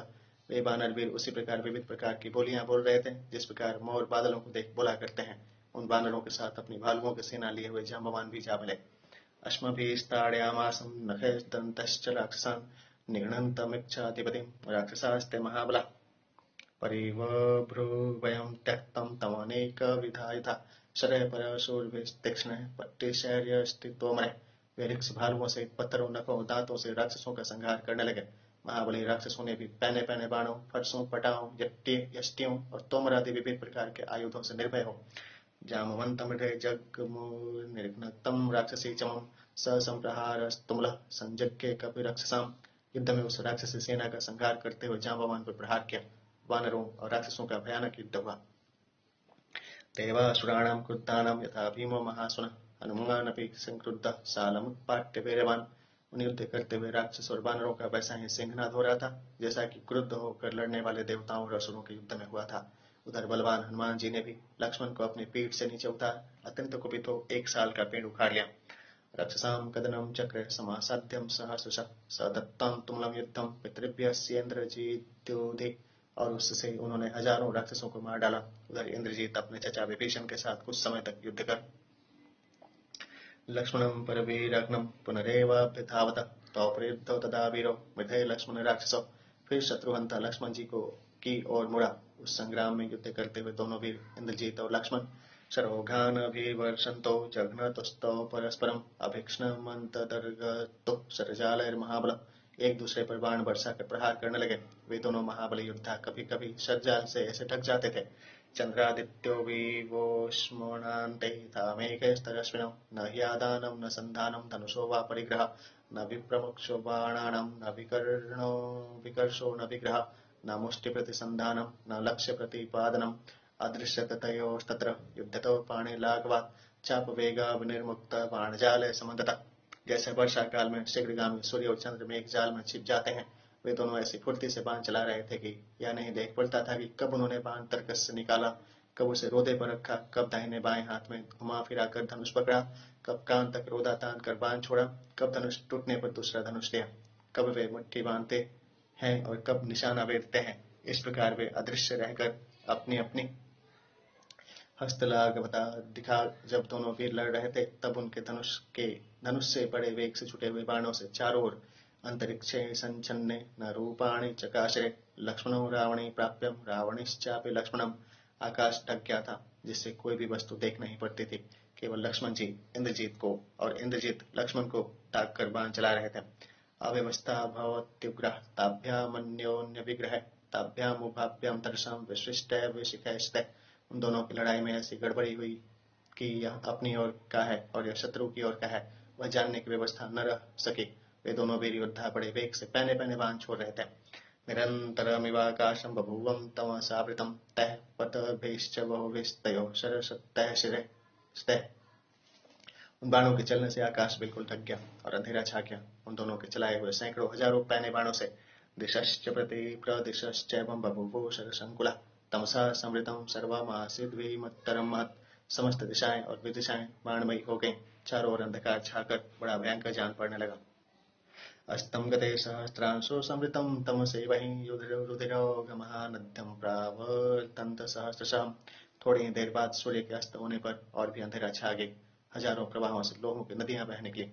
क्रव्यादं दारुणा वाग्भिश्चिक्षिभूभिमणिस्वनं न तदानी बवो वायुर्न चज्ज्वालपावक। मांसाहारी क्रूर पक्षीगण चारों ओर विकट चित्कार कर उठे। न तो उस समय हवा चल रही थी और न आग ही जलती थी। स्वस्त्यस्तु लोकेभ्यम् इति जज्ज्वलपुश्च महर्ष्य संपेतुश्चात्र संप्राप्ता गंधर्वाः सचारणे। यह देखकर युद्ध देखने के लिए आए हुए आकाश स्थित महर्षि यह कह ही रहे थे कि सब लोगों का मंगल हो कि इस बीच में चारणों सहित गंधर्व भी वहां आ गए। अथ राक्षस सिंहस्यं कृष्णान कनकभूषणान शरैश्चतुर्भिः सौमित्रैर्व्याधं चतुरोहयान। इतने में लक्ष्मण जी ने 4 बाण चलाकर इंद्रजीत के रथ के काले रंग के और स्वर्ण के आभूषणों से भूषित चारों ओरों को बेध डाला। ततो परेण भल्लेनं शीतेन निशितेन च संपूर्यायत्तमुक्तेन सुपत्रेण सुवर्चसा। तदंतर लक्ष्मण जी ने पीले रंग के पैने कान तक खींचकर छोड़े हुए सुंदर पंखों से युक्त और चमचमाते भल्लक बाण से महेंद्र सन्निकल्पेन सूतस्य विचरिष्यत सतेन बाण सिन्नाम तल शब्दानुनादिना। जो इंद्र के वज्र के समान था और जिसके रोंदे से छोड़ते समय वज्रपात के समान शब्द हुआ, लक्ष्मण जी ने समरभूमि में उस पर घूमते हुए इंद्रजीत के सारथी को लाघवाद्राघव श्रीमां शिरकायाद पारहरत सयंतरी महातेजा हते मंदोदरी सुता। सिर बड़ी सफाई से धड़ से काट डाला। सारथी के मारे जाने पर महातेजस्वी मंदोदरी का पुत्र इंद्रजीत स्वयं सारथ्यम करोत पुनश्च धनुरस्पृशत तदद्भुतं भूतत्र सामर्थ्यम पश्यतामुदे। स्वयं ही रथ हाँकता था और धनुष भी चलाता था। इस युद्ध में उसका सारथीपन का काम और साथ ही साथ बाण चलाने का काम देखकर लोगों को उसके सामर्थ्य पर बड़ा आश्चर्य हुआ। हयेषु व्यग्रहस्तं तं विव्याधं निशितैश्रे धनुष्येथ पुनर्व्यग्रे हयेषु मुमुचे शरान। जब मेघनाथ रथ हाँकता तब लक्ष्मण उसके ऊपर बाणों की वर्षा करते और जब वह फिर घबरा कर धनुष बाण लेता तब वे घोड़ों के बाण मारते थे। छिद्रेषु तेषु बाणेषु सौमित्री शीघ्र विक्रम अर्धयामास बाणौघैर्विचरन्तमभितवत्। बार करने का अवसर पाप फुर्तीले लक्ष्मण जी उसे बाणों की वर्षा से भांति भांति घायल कर रहे थे, तो भी वह निर्भय हो समरभूमि में विचर रहा था।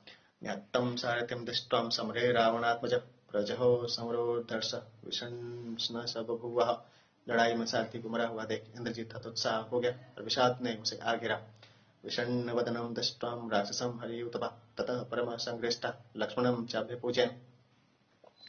इंद्रजीत को विषाद युक्त देख वानरपति परम हर्षित हो लक्ष्मण जी की प्रशंसा करने लगे। ततः प्रमाथे शर्भो रभसो गंधमादन आमृष्यमाणाश्चत्वारश्चक्रुवेगं हरीश्वर।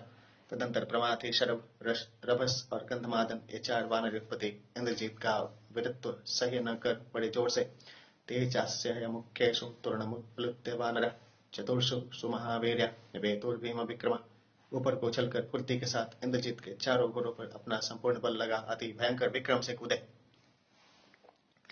तेषामधेतिष्ठानां तैर्वानरे पर्वतोत्तमे मुखेभ्यो रुद्रम रक्तम हयानां समवर्तत। उन पर्वताकार वानरों के घोड़ों के पीठ पर कूदने से चारों घोड़ों के मुख से रक्त बहने लगा। ते हयामतिता भग्न सव्यसवो धरणी गता ते निहत्ते हयांस्तस्य प्रमत्य च महारथम पुनरुत्पत्ति वेगिनम तस्थोर्लक्ष्मण पार्श्वत। वे घोड़े पिस गए, उनके शरीर चूर हो गए और वे निर्जीव हो भूमि पर गिर पड़े। वे वानर उन घोड़ों के इस प्रकार मार और रथ को चकनाचूर कर पुनः उछलकर बड़ी तेजी से लक्ष्मण जी के पास जा खड़े हुए। स हताश्वादवपलुत्य रथान मथेत सारथे शरवर्षेण समित्रे मभ्यधावत रावणे। घोड़ों और सारथी के मारे जाने पर इंद्रजीत रथ से कूद पड़ा और बाणों की वर्षा करता हुआ लक्ष्मण जी के ऊपर दौड़ा। ततो महेंद्र प्रतिम सलक्ष्मण पदातिनं तम निस्तय शरोत्तमे सृजन्तमाजो निशिता शरोत्तमान् वृषं तदा बाणगण्येन वार्यत्। यह देख इंद्र के समान लक्ष्मण जी ने पैदल दौड़ते हुए और पैने और चौके बाणों को छोड़ते हुए इंद्रजीत को बहुत से पैने और चौके बाण वर्षा कर रोक दिया। युद्धकांड का 90वां सर्ग पूरा हुआ।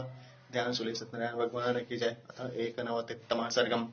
स हताश्वो महातेजा भूमौ तिष्ठत् निशाचरः इंद्रजीत परम क्रुद्धं संप्रज्वाल तेजसाम्। घोड़ों के मारे जाने से महातेजस्वी इंद्रजीत धरती पर खड़ा हुआ अत्यंत कोपित था और तेजी से प्रज्वलित हो रहा था। तौ धन्विनो जिघांसन्तावन्योन्यमेषुभिर्वृशं विजयेनाभिनिष्क्रांतो वने गजवृषाविव। वन में युद्ध करते हुए 2 श्रेष्ठ हाथियों की तरह 2 धनुषधारियों में श्रेष्ठ योद्धा एक दूसरे का संहार करने के उद्देश्य से एक दूसरे पर बाणों की वर्षा कर रहे थे। निबर्हयन्तश्चान्योन्यं ते राक्षसवनौकस भर्तारं न जहुर्युद्धे सम्पतन्तस्ततस्ततः। वानर और निशाचर भी अपने अपने स्वामियों को न त्याग कर अपने अपने स्वामियों के चारों ओर घूम फिर रहे थे। ततस्तान राक्षसान् सर्वान् हर्षयन् रावणात्मज स्तुवानो हर्षमानश्च इदं वचनं ब्रवीत्। तब इंद्रजीत उन सब राक्षसों को उत्साहित करने के लिए हर्षित हो उनकी बड़ाई कर यह बोला। तमसा बहुलेनेम संसक्ता सर्वतो दिशा नेह विज्ञायते स्वो वा परो वा राक्षसोत्तम। हे राक्षस श्रेष्ठों, रात हो जाने के कारण सब और अंधकार ही अंधकार छाया हुआ है, अतः इस समय अपना और पराया नहीं जान पड़ता। दृष्टं भवन्तो युध्यन्तं हरिणां मोहनाय वै अहं तु रथमास्थायम् आगमिष्यामि संयुगम्। अतः वानरों को धोखा देने के लिए आप लोग ढाई के साथ अर्थात दृढ़तापूर्वक लड़े, मैं दूसरे रथ में बैठकर अभी समरभूमि में लौट कर आता हूँ। तथा भवन्तः कुर्वन्तु यथैमैकाननौकस न युद्धेयुर्दुरात्मानः प्रविष्टे नगरं मयि। आप लोग तब तक कोई ऐसा उपाय करना कि मेरी नगरी में जाने पर ये दुष्ट वानर युद्ध ही न करें। इत्युक्त्वा रावणस्तौ पच्चित्तां मनौकसा प्रविवेश पुरीं लंकां रथहेतुरमित्रः। यह कहकर और वानरों को धोखा देकर शत्रुहंता इंद्रजीत दूसरा रथ लाने के लिए लंकापुरी में चला गया। सरथं भूषितं तु रुचिरं हेमभूषितं प्राशसे सरसंपूर्णं युक्तं परमवाजभिः। लंका में जाओ उसने स्वर्ण भूषित एक सुंदर रथ सजवाया। उस रथ में बहुत से प्रास, तलवारें और बाण रखे हुए थे और अच्छे घोड़े जुटे हुए थे। अतिष्ठितं हयज्ञेन सूतेनाप्तोपदेशेन आरुरोह महातेज रावणे समतिंज्य। उस रथ का चलाने वाला जो सारथी था वह घोड़ों के मन की बात जानने वाला एवं भली सलाह बतलाने वाला था। समर विजयी महातेजस्वी इंद्रजीत उस रथ पर सवार हुआ। स राक्षस गणैर्मुख्यैर्वृत्तो मंदोदरी सुता निर्ययो नगर तोरण कृतान्तबल चोदिता। इस बार मंदोदरी पुत्र इंद्रजीत के साथ प्रधान प्रधान राक्षस और होली मौत का भेजा हुआ इंद्रजीत फिर तुरंत ही नगरी से बाहर निकला। शुभे निष्क्रम्य नगरादीन्द्रजीत परवीरः अभ्ययाचवनैरश्वैर्लक्ष्मणं सविभीषण। शत्रुहंता इंद्रजीत नगरी के बाहर पहुंच बड़ी तेजी से चलने वाले घोड़ों को हकवा वहां गया जहां विभीषण सहित लक्ष्मण जी थे। ततो रथस्थमालोक्यं सौमित्रे रावणात्मजं वानरश्च महावीर्यं राक्षसश्च विभीषण। तब लक्ष्मण, विभीषण तथा अन्य वानरगण इंद्रजीत को दूसरे रथ में बैठा हुआ देख विस्मयं परमं जगमुर्लाघवा तस्य धीमतः रावणश्चापि संक्रुद्धो रणे वानरयूथपान् पातयामास बाणौघे सुतशोऽथ सहजशः स मण्डलीकृतधनौ रावणे समितिञ्ज्य। उस बुद्धिमान इंद्रजीत की फुर्ती पर बड़े विस्मित हुए। अब तो इंद्रजीत क्रोध में भर युद्ध करता हुआ सैकड़ों हजारों वानरपतियों को बाण मारकर गिराने लगा। समर विजयी इंद्रजीत ऐसे फुर्ती से लड़ रहा था कि उसका धनुष सदा मंडलाकार ही देख पड़ता था। हरिनभ्यः नास्कृतः परं लाघवमास्थितः ते वध्यमाना हर्यव नाराचार्य भीम विक्रम। वह क्रोध में भर बड़ी फुर्ती के साथ वानरों को मार रहा था। उस भीम विक्रमी इंद्रजीत के नाराजों से मारे जाने पर वानरगण सौमित्रिम शरणं प्राप्ता प्रजापति विव प्रजा ततः समर कोपेणम जलितो रघुनंदन। लक्ष्मण जी के शरण में वैसे ही गए जैसे प्रजापति ब्रह्मा के शरण में जाती हैं। तब तो समर कोप से प्रज्वलित हो लक्ष्मण जी ने चिच्छेद कार्मुकम तस्य दर्शयान पाणिलाघवम सो अन्यात कार्मुकमादायम सज्जम चक्र त्वरन्निव। अपने हाथ की सफाई दिखलाते हुए इंद्रजीत का धनुष काट डाला। इंद्रजीत ने दूसरा धनुष लिया और बहुत जल्दी से उस पर रोदा चढ़ाया। तदप्यस्य त्रिभिर्बाणे लक्ष्मणो निरकेन्ततः अथयणं छिन्न धन्वान माशी विष विशोपमय। उस धनुष को भी लक्ष्मण जी ने 3 बाण चलाकर काट डाला। इस प्रकार इंद्रजीत का दूसरा धनुष काट तब लक्ष्मण जी ने विस्तर सर्प की तरह विषैले विव्याधो रसी सौमित्रिम रावणीम पंचवीशरे ते तस्य कायम निर्विद्या महाकार मुख निशिता। 5 बाण इंद्रजीत के छाती में मारकर उसे घायल किया। लक्ष्मण जी के विशाल धनुष से छूटे हुए 5 बाण मेघनाथ के शरीर को फोड़कर निपेतोद्धरणी बाण रक्ता इव मोहरगा सभिन्न वर्मा रुद्रम वामन वक्त्रेण रावणी। रक्त में सने हुए लाल रंग के सांपों की तरह पृथ्वी पर जा गिरे। इंद्रजीत का कवच टूट गया और उसके मुख से खून निकलने लगा। जग्राहाकार मुख श्रेष्ठम दृढ़ज्यम बलवत्तरम स लक्ष्मणम समोदश्य परम लाघवमास्थिता। तब उसने बड़ी मजबूत प्रतंचा वाला एक उत्तम धनुष ले बड़ी सफाई के साथ लक्ष्मण को निशाना बना। ववर्ष शरवर्षाणि वर्षाण्यव पुरंदर मुक्तामिंद्रजिता तत्तो शरवर्षमरिंदम अवारयत संभ्रांतो लक्ष्मण सुतुरासदम दर्शयामास तथा रावणी रघुनंदन। उनके ऊपर वैसे ही बाण वृष्टि की जैसे इंद्र जल वृष्टि करते हैं। इंद्रजीत के चलाए बाणों की वृष्टि को जिसे कोई दूसरा नहीं रोक सकता था, शत्रुघ्न था लक्ष्मण जी सहज में रोककर मेघनाथ को अपना पराक्रम दिखला रहे थे। असंभ्रांतो महातेजास्तदद्भुतमिवाभवत् ततस्तान् राक्षसान् सर्वास्त्रिभिरेकैकमावे अविद्यत परमक्रुद्धः शीघ्रास्त्रं समप्रदर्शयन् राक्षसेन्द्र सुतं चापि बाणौघे समताड़यत्। उस समय महातेजस्वी और धैर्य युक्त लक्ष्मण जी का पराक्रम देख सब लोग विस्मित हुए। इस युद्ध में अपने शीघ्र बाण चलाने के सामर्थ्य दिखलाकर वहां जितने राक्षस थे उन सबके लक्ष्मण जी ने 3-3 बाण मारे और मेघनाथ को भी मारे बाणों के ध्वस्त कर दिया। स्वतीवद्यो बलवत्तां शत्रुणां शत्रुघातिनाम् असक्तं प्रेषयामासं लक्ष्मणाय बहून् शरान्। रावण पुत्र मेघनाथ भी शत्रुघाती शत्रु द्वारा अत्यंत घायल हो लक्ष्मण जी पर अविरल बाण वृष्टि चला करने लगा। तान् प्राप्तां शतैर्बाणैश्चिच्छेदं रघुनन्दनं सारथैरस्य चरणे रथिनो रथसत्तमः शिरो जहार धर्मात्मा मल्लेनान्नतः पर्वणः असूतास्ते हयास्तत्र रथमुहुर्विक्लवः मण्डलान्यभिधावन्तस्तदद्भुतमिवाभवत् अमर्षवशमापन्न सौमित्रे दृढ़ विक्रम। किंतु लक्ष्मण जी उसके चलाए समस्त बाणों को बीच ही में अपने पैने बाणों से काट डालते थे। इतने में रथियों में श्रेष्ठ रथी धर्मात्मा लक्ष्मण जी ने इंद्रजीत के सारथी का सिर एक पैने और सीधे पौरुषों वाले भल्लक बाण से काट डाला। सारथी के न रहने पर भी घोड़े शिक्षित होने के कारण भड़के नहीं और रथ लेकर भागते हुए चक्कर काटने लगे। यह भी एक आश्चर्य की बात थी। ऐसा होना भी उचित न जान दृढ़ पराक्रमी लक्ष्मण जी ने प्रत्यविद्यस्तस्यां शरैर्वित्रासयन् रणे अमृप्यमाणस्तत्कर्मं रावणस्य सुतो बलि। उसके घोड़ों के बाण मारकर उसको समरभूमि में भड़का दिया। रावण के पुत्र बलवान इंद्रजीत को यह सहन न हुआ। विव्याध दशभिर्बाणे सौमित्रिं तममर्षणं ते तस्य वज्र प्रतिमा शराशर्पविशोपमा विलयं जगमुराहत्य कवचं काञ्चनप्रभं अविद्य कवचं मत्ता लक्ष्मणं रावणात्मजः। उसने असहन से लक्ष्मण के 10 बाण मारकर उन्हें घायल किया। उसके चलाए वे वज्र के समान विस्तर सर्प की तरह बाण लक्ष्मण जी के स्वर्ण की तरह चमचमाते कवच से टकराकर नष्ट हो गए। तब इंद्रजीत ने यह जानकर कि लक्ष्मण का कवच अविद्य है, ललाटे लक्ष्मणं बाणे सुपुंखै स्त्रीभिरिंद्रजीत अविद्यत परम क्रुद्धः शीघ्रास्त्रं च प्रदर्शन। इंद्रजीत ने सुंदर फूंक से युक्त 3 बाण लक्ष्मण जी के माथे में मारे। इस प्रकार इंद्रजीत ने क्रुद्ध हो शीघ्र बाण चलाने की अपनी सामर्थ्य प्रकट की। तय पृषद कैललाटस्थ सुशुभे रघुनंदन रथा रणाग्रे समरश्लाघिं त्रिशृंगम इव पर्वत। माथे में चुभे हुए उन 3 बाणों से समर प्रिय लक्ष्मण जी की समर भूमि में वैसे ही शोभा हुई जैसी शोभा 3 श्रृंग वाले पर्वत की हो। स तथा हादितो बाणे राक्षसेन महामृदेम तमाशुमृति विप्यादम लक्ष्मण पंचभीषरेम। उस महायुद्ध में इंद्रजीत द्वारा उन बाणों से घायल हो लक्ष्मण जी ने भी उसके 5 बाण मारकर उसको घायल कर दिया।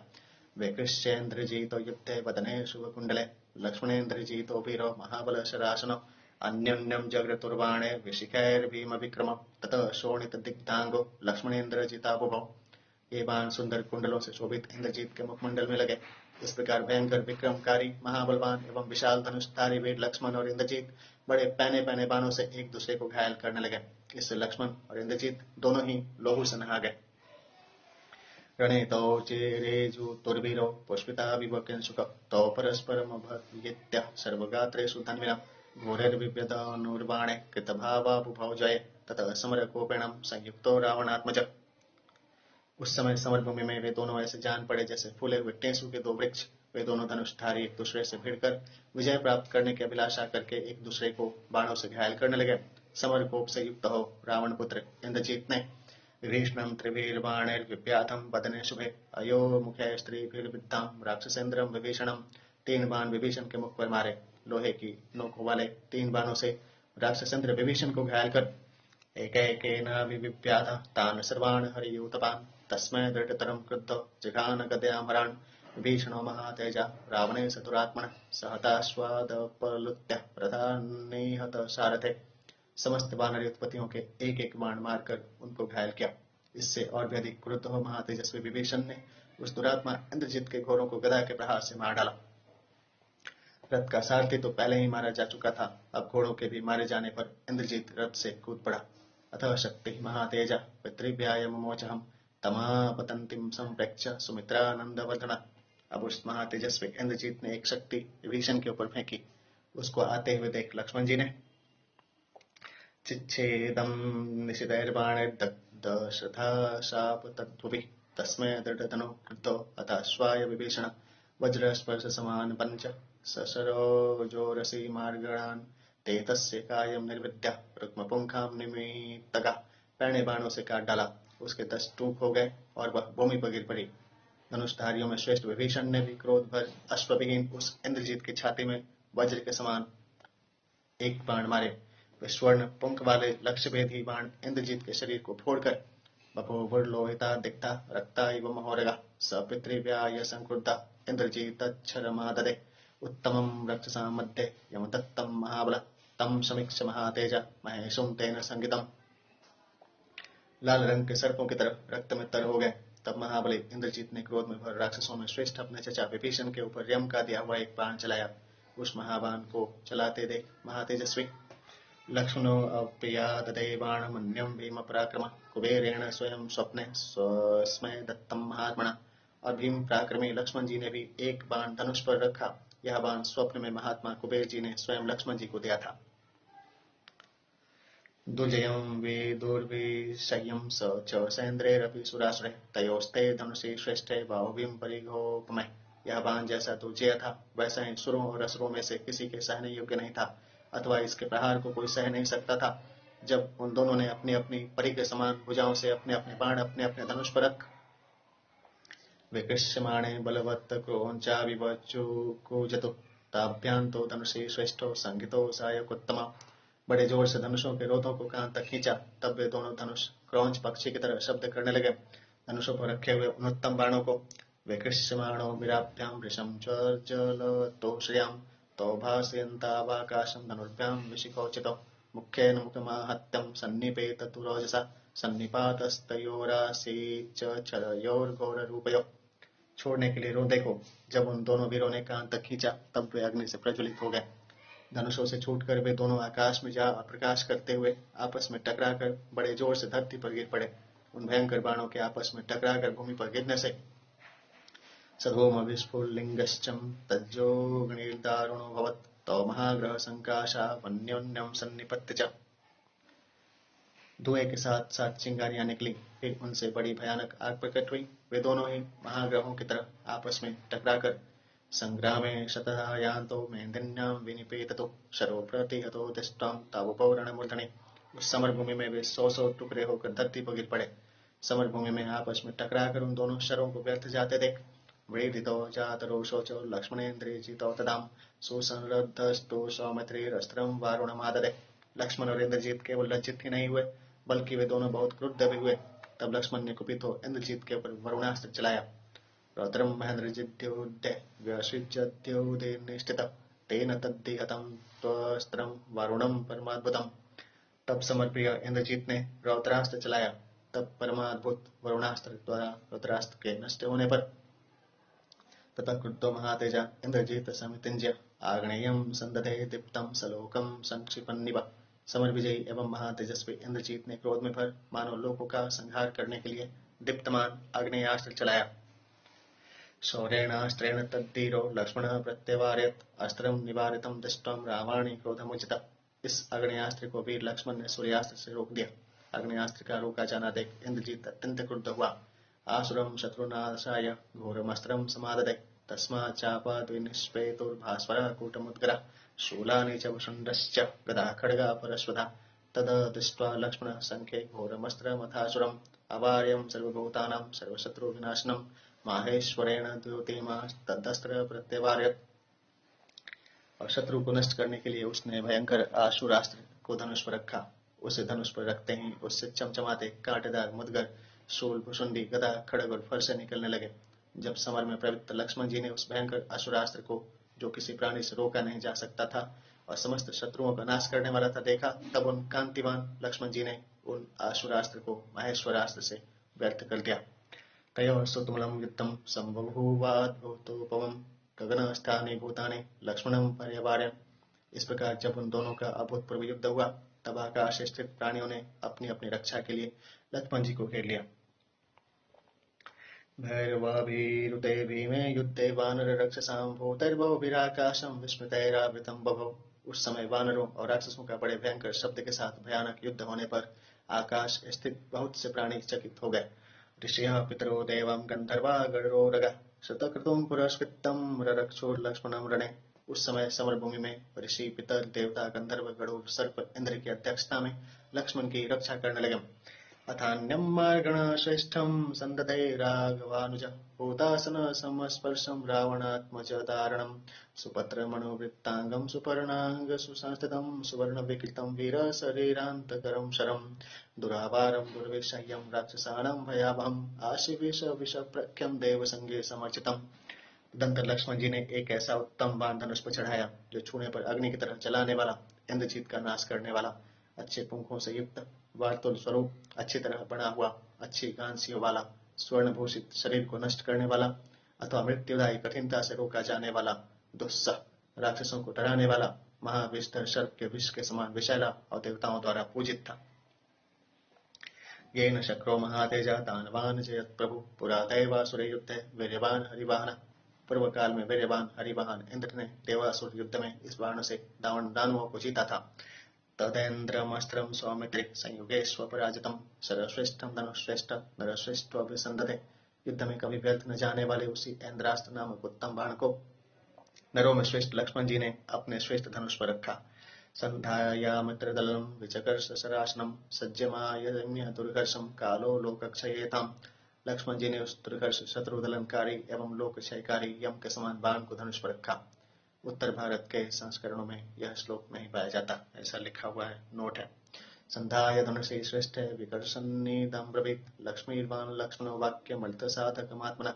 अपने श्रेष्ठ धनुष पर उस बाण को रख और रोंदे को खींचकर कांतिवान लक्ष्मण जी ने अपने प्रयोजन की सिद्धि के लिए यह कहा। धर्मात्मा सत्यसंध्यश्चम रामो दाशरथि पौरुषे चाप्रति द्वन्द्वः शरेणं जाहि रावणिम्। यदि दशरथ नंदन श्री रामचंद्र धर्मात्मा और सत्यवादी एवं अद्वितीय पराक्रमी हो तो यह बाण इंद्रजीत का वध करे। इत्युक्तं बाणमाकर्ण विकृष्यं तमजीमगम लक्ष्मण समरे वीर ससर्जेन्द्रजितं प्रति। यह कहकर समर में वीरता दिखलाने वाले लक्ष्मण जी ने उस सीधे जाने वाले बाण युक्त रोदे को कान तक खींच उसे इंद्रजीत पर छोड़ा। इंद्रास्त्रेण समायुज्यं लक्ष्मण परवीरः शशिरः सशिरस्त्राणं श्रीमज्ज्वलितकुण्डलम्। शत्रुहंता लक्ष्मण जी ने उस बाण को छोड़ते समय उसे इंद्रास्त्र के मंत्र से अभिमंत्रित कर दिया था। उसने पगड़ी और कुंडलों से भूषित प्रमिथेन्द्रजितः कायत् पातयामास भूतले तत्राक्षसतनूजस्य छिन्न स्कंधम शिरोमहत्। इंद्रजीत का सिर शरीर से काटकर धरती पर गिरा दिया। उस राक्षस पुत्र का धड़ से कटा हुआ बड़ा भारी सिर तपनीय निभं भूमौ तदृशे रुधिरोक्षितं हतस्तो निपपाताशु धरण्यां रावणात्मज कवची शशिरस्त्राण विध्वस्तः शशरासना चुक्रुशुस्ते ततः सर्वे वानरः सविभीषणा। भूमि पर पड़ा हुआ और रक्त से सना हुआ होने के कारण सोने की तरह देख पड़ता था। इस प्रकार से कवच, पगड़ी और धनुषधारी रावण पुत्र इंद्रजीत के मारे जाने और झट धरती पर गिर पड़ने पर विभीषण सहित समस्त वानर चिल्ला उठे, अर्थात हर्षनाद करने लगे। हृष्यन्तो निहते तस्मिन् देवा वृत्तवधे यथाम् अथान्तरिक्षे देवानां ऋषीणां च महात्मनां यज्ञे यथ जय सन्नादो गन्धर्वापसरसामपि पतितं तमभिज्ञायं राक्षसी स महाचमो। इंद्रजीत के मारे जाने पर वे सब वैसे ही हर्षित हुए जैसे वृत्तासुर के मारे जाने पर देवता प्रसन्न हुए थे।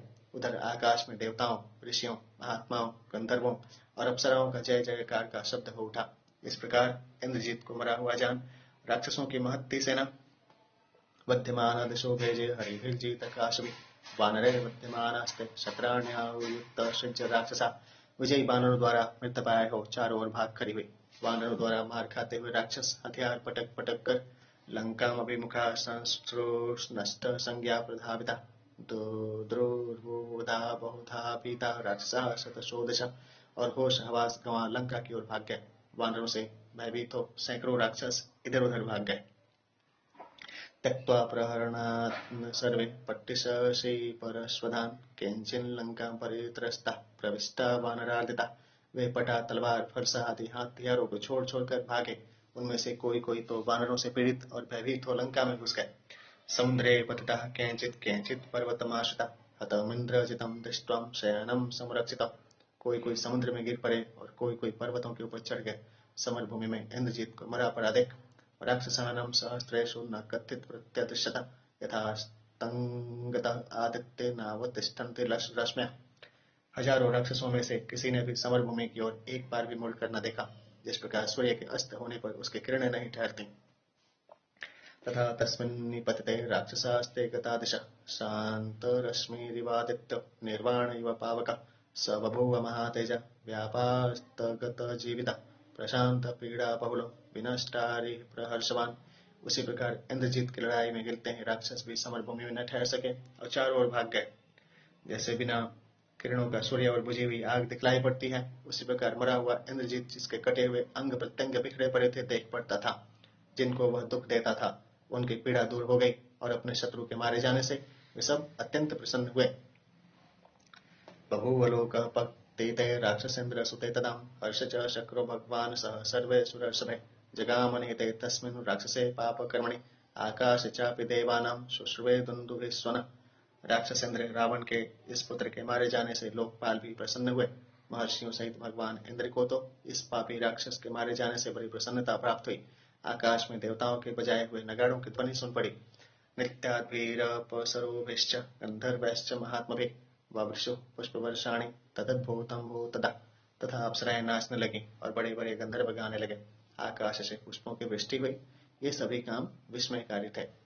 प्रशंसूरते तस्मिन् राक्षसे क्रूरकर्मणि शुद्धाम् आपो दिशश्चैवं जहृषुर्दैत्यदानवा। उस निष्ठुर कर्म करने वाले राक्षस के मारे जाने पर देवताओं ने लक्ष्मण जी के पराक्रम की बड़ी प्रशंसा की। जल और दिशाएं निर्मल हो गईं।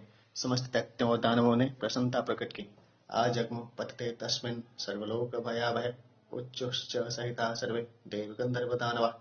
समस्त लोगों को भयभीत करने वाले उस इंद्रजीत के मारे जाने पर समस्त देवता, गंधर्व और दानव वहां आए और सब मिलकर बोले, विज्वरः शांत कलुषा ब्राह्मणा विचरन्त्वति ततो अभ्यनन्दन संगृष्टा समरे हरियुतपा तं प्रति बलं दृष्ट्वा हतं नैरित पुंगवं विभीषणो हनुमाश्चम जामुवाश्च यूतपा।